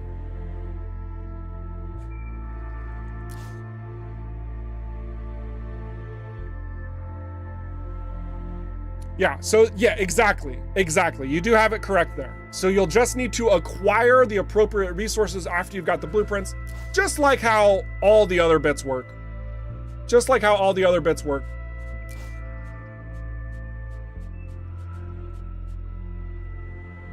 Neat. Any plans for April 1st? I've been thinking up some ideas, but I am a rather goofy individual sometimes, so I'm probably gonna defer to my boss and the team. Though I wouldn't expect any sort of like, we're remaking the entire game and blah, blah, blah. No. Come on, like, we don't have oodles of money to like skimp on our development time like that. It would be fun, but we gotta stay the course. We have a lot of plans.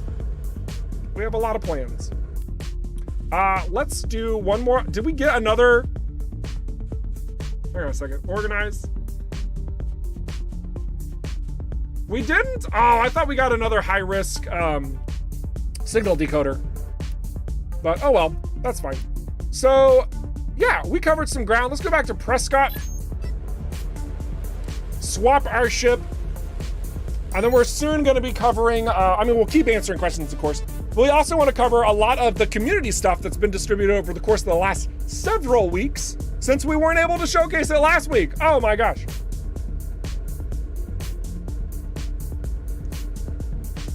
My tractor beam has something like 2.3 kilometer range now. Are there plans to cap the tractor beam? No, actually. I don't believe there are. We kind of like how if you want to go as crazy as possible with it and you get as many things, like obviously items have a certain cap of how much they provide. So to a degree, there's a cap. But like we found that in certain builds, if you want to just like maximize that as much as possible and like suck things in from like 4 kilometers, it's fine. That is working as intended. Let me just cap that right there. It's fun, it's functional. And at the same time, you are sacrificing that modifier on that equipment for something else. So if you really want to do that, have at you. That's your choice. Totally great.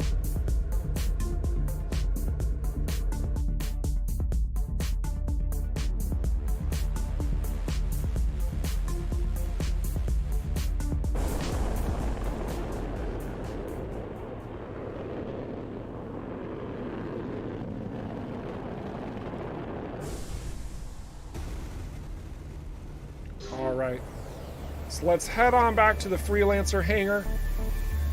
Get ourselves a new shippy.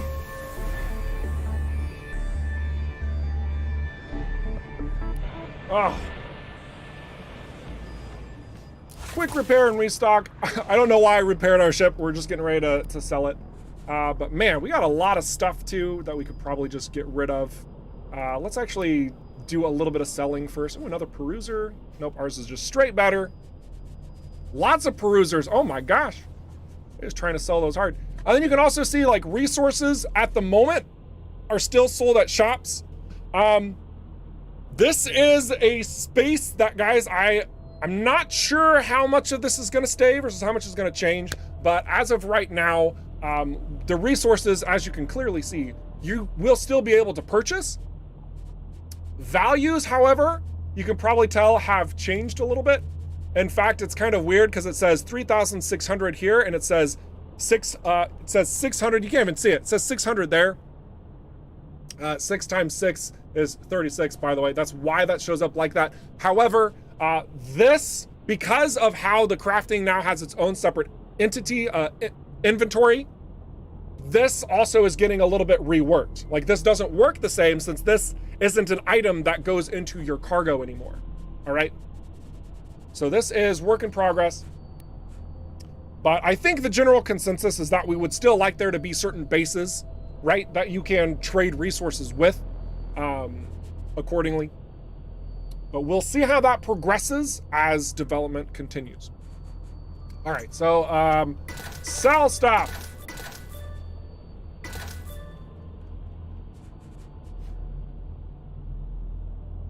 I like our firepower. We're just gonna sell it. We're just gonna sell all of this. Just clean up our inventory. Oh my gosh, so much more. We should be a good player at this point, at this juncture, would be comparing their equipment.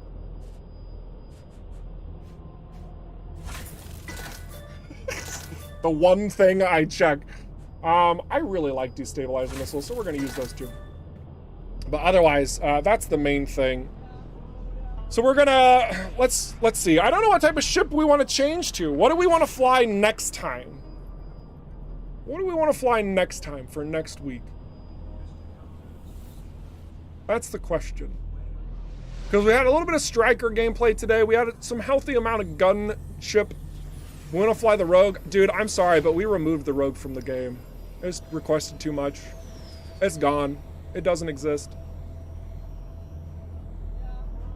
To a degree, there's truth to that. You'll find out soon.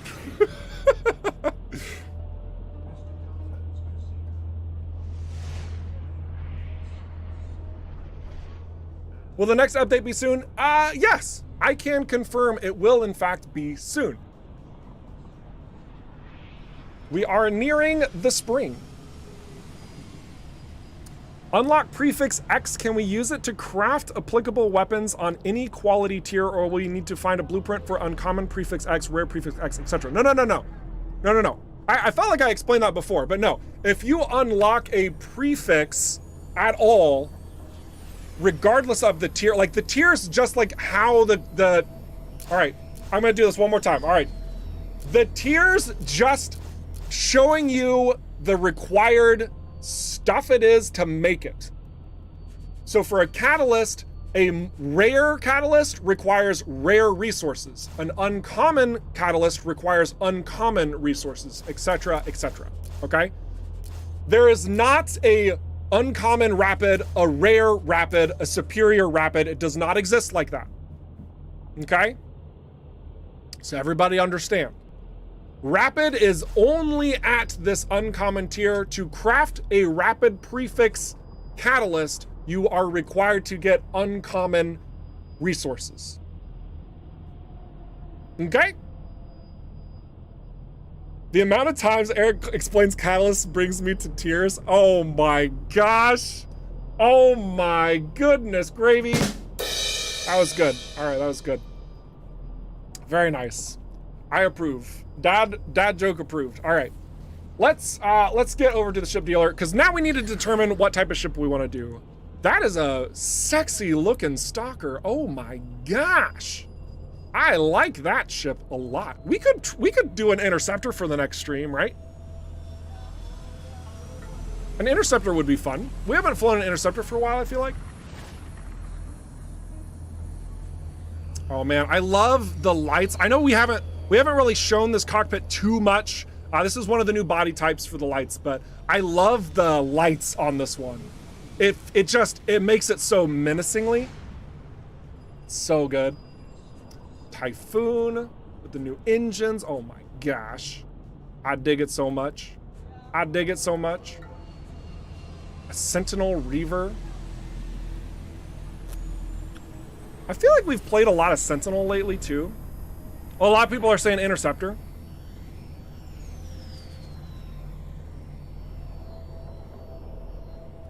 Astronomical string or meteorological spring? Oh my gosh.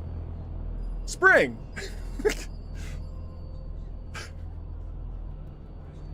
That's good, I like that. Vanguard body with the lights makes it look like a police vehicle. A little bit, all right. Yeah, we need to change the we need to change the lights to blue. Just keep the red. That'd be kind of neat. Bomber? I don't think we've seen a bomber. We got Sentinel. Oh, we got a gunship, a Liberator gunship. Another Sentinel. A Typhoon Vindicator. We didn't get a bomber. We didn't get a bomber.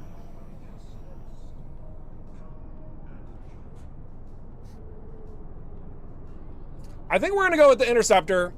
So this is what we will end up having for next time.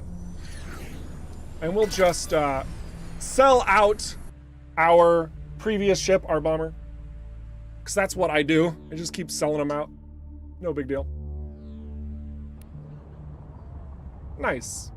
So this will be fun to fly. Let's also take a quick look at our inventory. We do have another secondary weapon slot that could be really useful. Didn't we sell a secondary? Yeah, we got Intuitive Minds.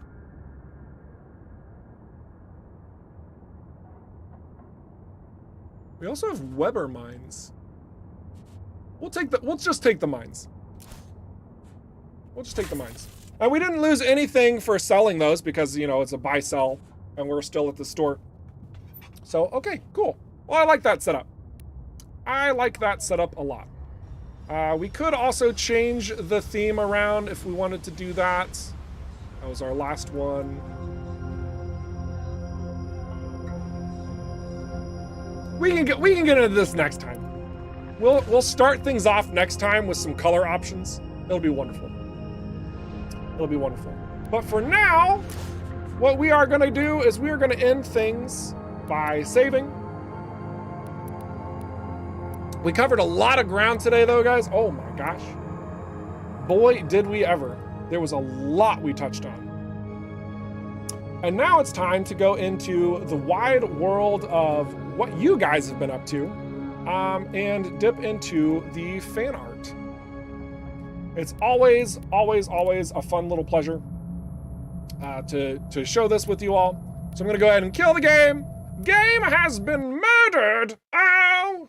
And now we get to see your beautiful screenshot. If it shows up, pushing the button. I am pushing the button. There it goes. It is now available. Perfect. So we're gonna go into this fan art section and talk about some really cool shots that you guys have been showing, as well as a healthy bit of fan art itself.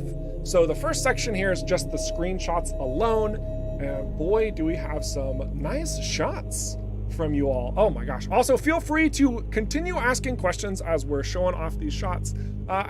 This is really just to give you guys praise for, like, you know, wowing us at good old ROCKFISH. We just, you know, perusing through the Discord and it's just like, dang, that was pretty hot. This one comes from Dark Chaos. He's got a number of them.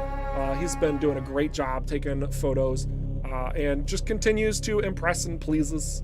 Really nice, really great. New faction. So we actually do have new factions inbound. We do actually have new factions inbound.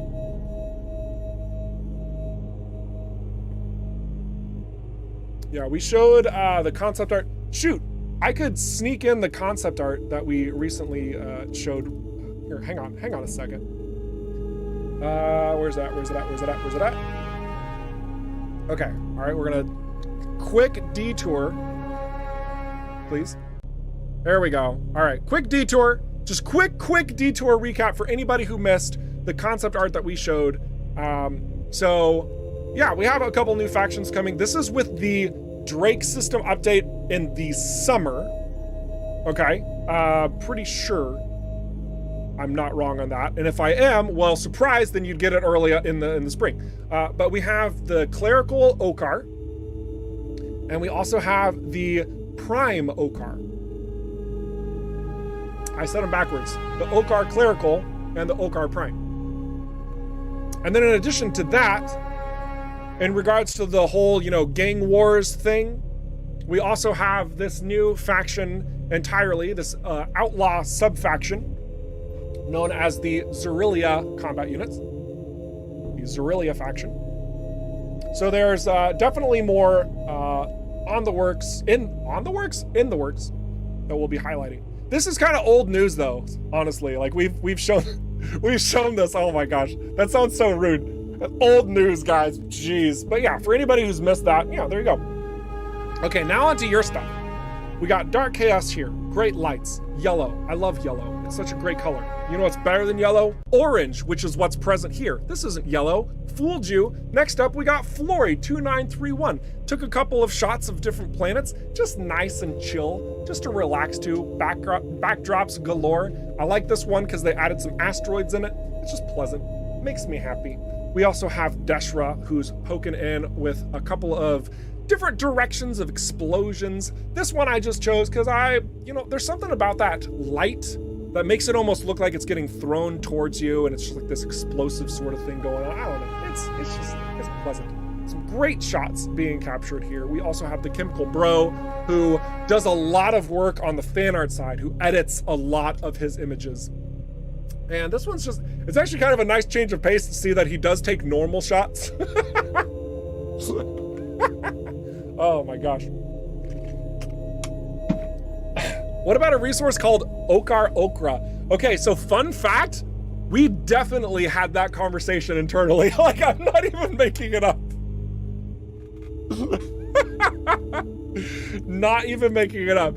We want to make sure that, like, even with our blocker, right? Our blocker, it's no longer in the game. We had to pull that out because there's a level of sincerity that we need to embrace with this stuff that you're going about in the world. Like, sure, we'll still have some, like, we'll have some puns. We're gonna have some references. We're gonna, have fun. But I feel like something along those lines it's a little bit too immersion breaking, and we want to walk that line. We're trying not to cross it. So anyway, we got Drive Live, who has a number of pretty clever shots as well.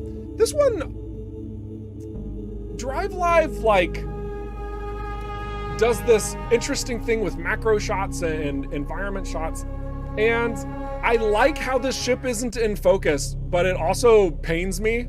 And because of that, I just wanted to share it with you so that you could also have that same feeling that I'm getting from this shot. And the crystals, man, it's interesting when you take a really solid look at some of these environments when you get really close up. It like changes the nature of the game. Like, this almost looks like an ice field, right? Almost looks like an ice field. So definitely fun there. Dark Chaos also had these very wide-reaching, very expansive shots too. And honestly, and I wonder if anybody else played the EVERSPACE 1 beta, where at the end of the mission, there was a portal. And when you went through the portal, that was the end. It was just done. And this shot reminds me of that portal at the end of EVERSPACE 1. Like, you have the asteroid set up. This is just at the home base. It's like a new run, you've got your starter ship and everything. But like, it reminds me, I just want somebody, like, I need a coworker or something to be like, oh yeah, I see it. But like, I love how it almost looks like a portal that you're getting ready to jump through that takes you to some entirely different space. Because you've got the orange coming out here as opposed to all these blues and darks. You have the creature inside, the whatever it's called, that thing. You've got this green thing. Like, there's so much contrast in this little area. I love it. And your eyes are immediately drawn there too, because the ship, it's moving in that direction. Whoop, just a clever shot by Dark Chaos. So very nice. Definitely pulled some good old memories out from me. Very, very good. We also have Flory with another one of their shots with this sort of calming environmental feel. And man, for as crazy as Zarkov can be, sometimes it's nice to just stop and look around and just like see how expansive it is. And there's like almost a peace to this storm. And I really like the take on this shot within Zarkov. Really neat, really fun. Blocker will be missed, I see. Yeah, no, I could, that's fair. That's fair. Yeah, basically what we had to do in order to take it out, instead of going into the coding and just like removing the line of text, we actually implemented the blocker, and then just, it eradicated the blockers, just like straight out, boom. So they just no longer exist. But if you find a blocker, I'll be mad impressed.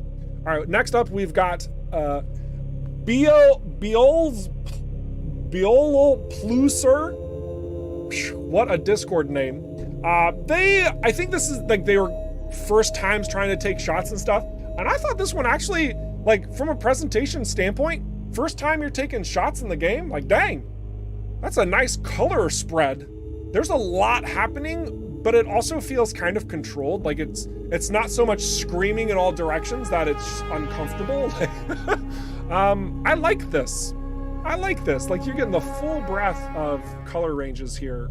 And there's also, it's grounded, right? You've got this center point with this planet and the space station that's leading you to it. And you've got, like, it just, I don't know. I dig it. I think that's pretty stinking nice for first time diving into Discord and sharing some screenshots. So well done, Biolopluser. Very nice. Drive live again with another one of these environmental shots. Oh my gosh. So good. All of these like little, almost like, I want to say macro shots. I know that's not what it actually is, but like the focal points always being on something very specific. They're nice. Definitely nice. Really digging it. Really digging it. And again, another drive live. Again, like these macro styled sort of things. That color, I want to know how you got this.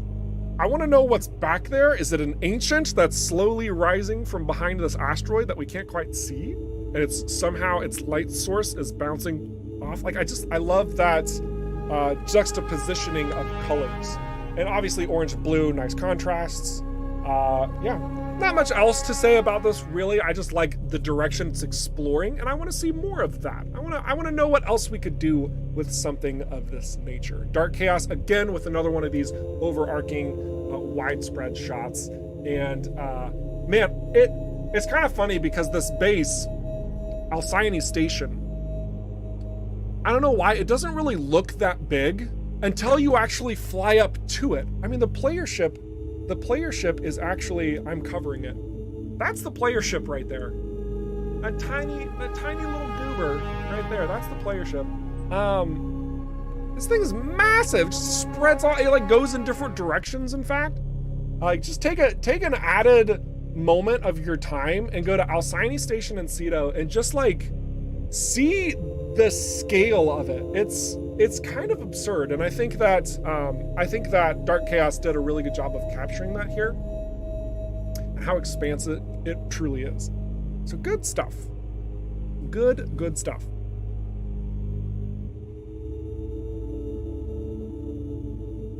I'm gonna answer a question here real quick. This is something that actually came up in the Discord. So Techno Blaze says, I was considering recording voiceover for some of the placeholder voices and sending it to ROCKFISH. So let me just clarify this real briefly. If we could, we would love to have, all of these different community members give us all these crazy recordings of voices, and then we take those and plug them into the game.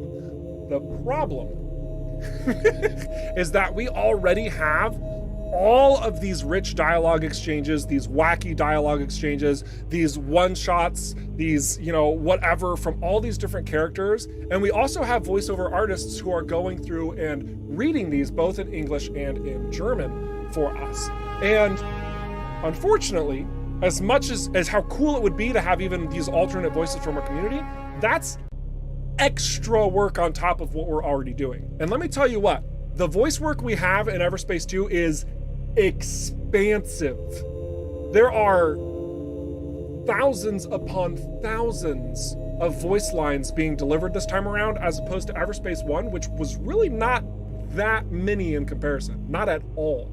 Like, we're blowing this thing out of the water with how much more work we're putting into just voice work alone. So as much as it's appreciated, if you did it and you sent it to us, I'm just gonna tell you straight up, it's not gonna be used, since we're already got our angle, we've already got our lines, we've already got our team on it to record those valuable lines we got going.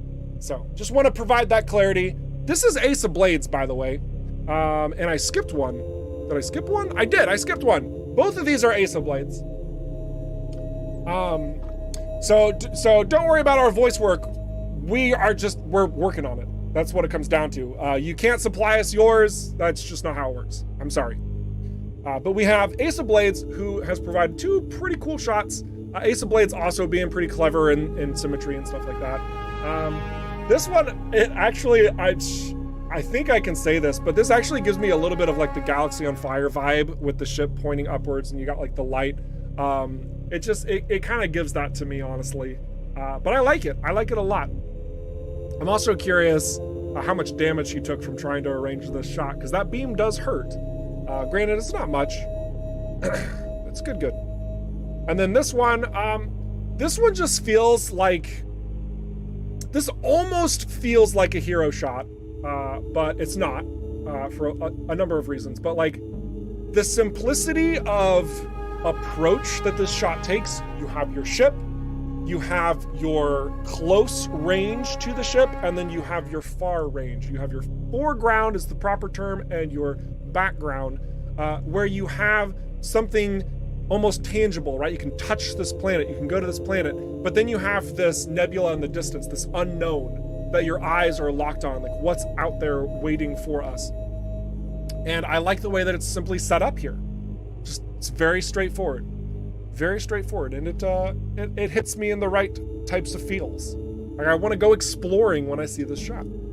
Flory also doing some magical stuff with the colors that happen whenever there's explosions. Really, really cool, really great stuff on that side.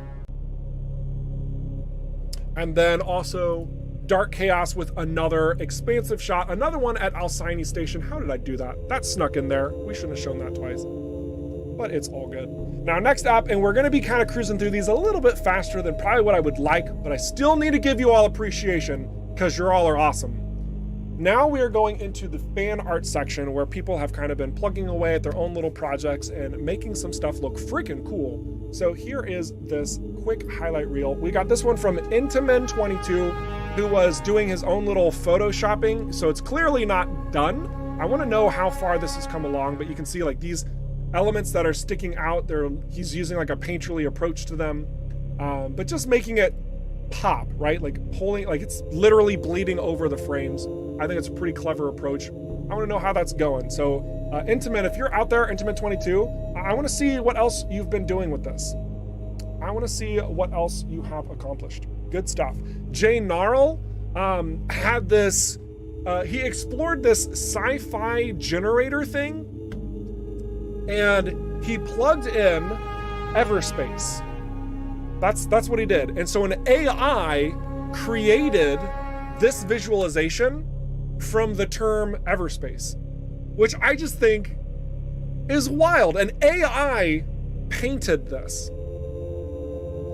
And he did this multiple times, but like, it's kind of freaky how it fits. It fits, and he did it again, and he did it a number of times. Like, this one straight up looks like it's on a desert planet, and this is like an Okar flying by or something, like, or maybe it's a lava planet in the Drake system. Oh my gosh, like, that was pretty neat. Jay Gnarl, I'm glad that you explored that. That was neat. I could definitely print these off and stick them on my wall and be like, yeah, I'm a sci-fi nerd. People are like, what's that from? Oh, you know, no big deal, an AI painted it. You know, it's like, that's cool. Just from the term EVERSPACE. Oh my gosh, super neat. All right, next up, we're gonna move into the Chemical Bro, who was touching up. This is a screenshot that he then did additional work. Like, there's more bloom on the planet back here. I think he changed some of the color settings and whatnot. But he's been flying around with this scout for a while now, I feel like. He's been taking a lot of shots of that. Looks really cool, looks really great. I'm excited for whenever he gets his hands on the new ship bodies to get even more explorative with all those. But really clever shot, definitely digging it. We have Mysterious Mystery, who I don't think he needs an introduction at this point. Just beautiful. Also has this nice little EVERSPACE 2 up top. Like that, I just need this on my entire wall, please. Just boom. It's great. Fantastic. And we've got a number from Mysterious Mystery over time. This one as well. Just the way that he lines up his shots and then he modifies it in some ways, but not a lot. Some of these are naturally occurring within the game space. Like whenever you're going through super light, like this planet, that is in fact happening. But then just the detail on the side of this ship, like, I feel like he's somehow using a different camera inside the game to make it look even clearer than what it already is, and it's immaculate. It's absolutely phenomenal. So very good work still coming out of Mysterious Mystery. We're gonna jump back over to the Chemical Bro. A clever man he is. I do like his stuff. I want to see more of these. Like I love his Photoshop work and like hiding certain things.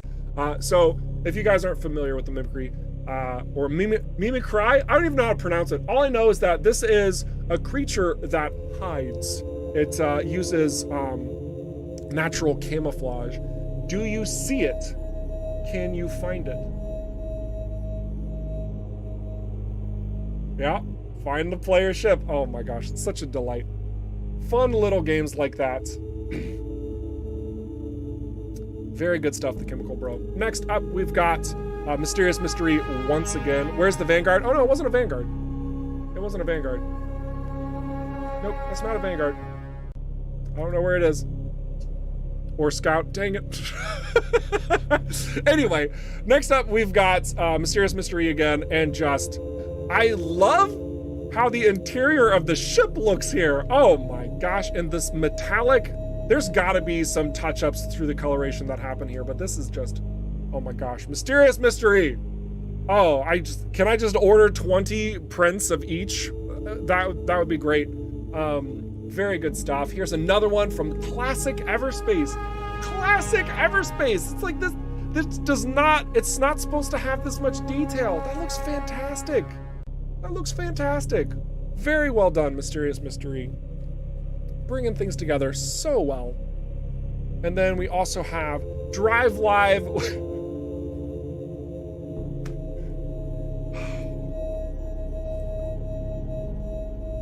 One of the happiest parts of my workday is going into the screenshot or the fan art channel and seeing you guys just being who you are. Like this it just makes me happy. Thank you for putting a smile on my face, and I hope that you all have your day brighten just a little bit further from just having fun like this. So very nicely done, Drive Live. Next up we have Deshra and their quest to build everything using these modular toys. Oh my gosh, this one they have successfully reproduced the Outlaw drone carrier. Oh my gosh, that's so cool. This is so freaking cool. Oh man. Very well done. And they're going back through now, going through like different ships still. Like this one's this is the mining ship, the G&B mining ship that you can see, like the crashed ones. Oh my gosh, that's so cool, Deshra. Like, man, I love how you're sharing your hobby with us, because I'd never even known that this thing existed if you wouldn't have shared it in our Discord. And the fact that you've now done, I think, every single player ship, and now you're getting into like Outlaws, G&Bs, like I'm just excited for more. I'm just excited for more. So keep it up. We got one more to share of theirs as well. We've got 3 left. Mysterious Mystery with another rendition from EVERSPACE Classic. Oh my gosh. This seriously looks like you're flying in Zarkov. Oh, that's great. That's so clever. That's so clever. Well done, Mysterious Mystery, bringing these all together for us to view. Absurd. See why I had to make sure there was space in the stream to highlight what you guys are doing? You guys are brilliant. I love it. Keep up the great work. Chemical Bro also with his scout, he's been going through making stickers for each of the player ships, and so this one is the scout rendition with 2 planets on either side. Definitely enjoying those. Oh my gosh, Chemical Bro. So much editing fun and glory to be had in all of this. Such a delight. And the last one to show you today is Deshra with an alternate interceptor style. And it all just comes together so impeccably well. You guys are nuts. I love it. You guys are absolutely nuts. Am I neglecting Michael Selects? No. We could go through those too, except that it's 2 minutes past. There's too much to cover. It's the best thing. It's the best problem ever to have, because next week we'll probably even show even more of your content, but we'll also have some really, really neat things, some information that might sting you a little bit next week. But I think overall, you're gonna be rather pleased with how things are coming along. So don't miss it. Next week's gonna be killer. All right.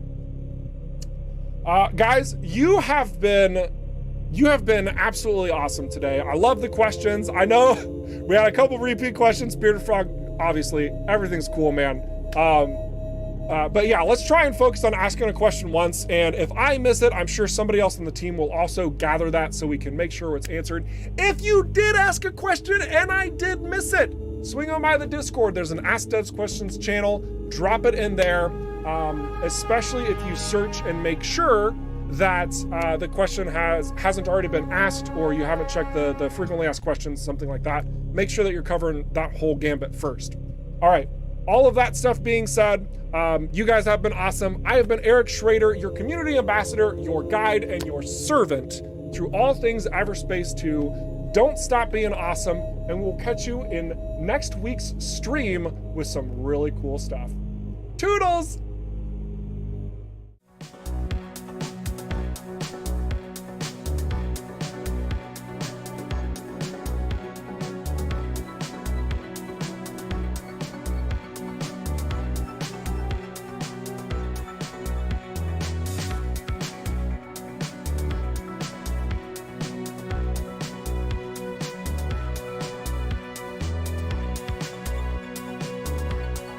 Oh guys, now I have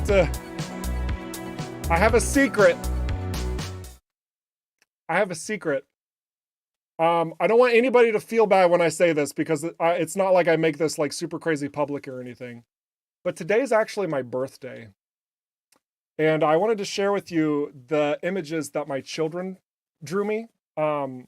So this one is my daughter. I'm loving the crazy colors from this light source. Look at this. That is a birthday cake galore. They also drew Luigi and Luigi's Mansion down here for some reason, I guess. Fantastic. This one comes from another one of my daughters, much younger. And this one is actually a representation of a tornado destroying the house. That's what she said verbatim. I love her. She's great. This one, oh my gosh, look at my boys. Oh my gosh, there's too much green. It's broken. It's fine. It's a fantastic birthday cake. So much going on. It's phenomenal. And then the last one from another one of my boys. I have a lot of kids. You know, I have 5 children. Oh my goodness. This one also comes from another one of my sons. Oh my goodness. I love, what's that say? I love Uwu. Oh gosh. Did we start him too young? Oh yikes. That's terrifying. Anyway, I just wanted to share with you the artwork of my children, and also remind you that Everspace 2 is in an early access phase right now, which means the price point will change when we get to that later section in the future. That's right, you heard it here. That price point will change. So if you haven't purchased the game yet, now is honestly like the best time to do so. It supports us keeping the lights on, making sure we can get everything ironed out in that game experience in its fullest. And then you have the game for cheaper.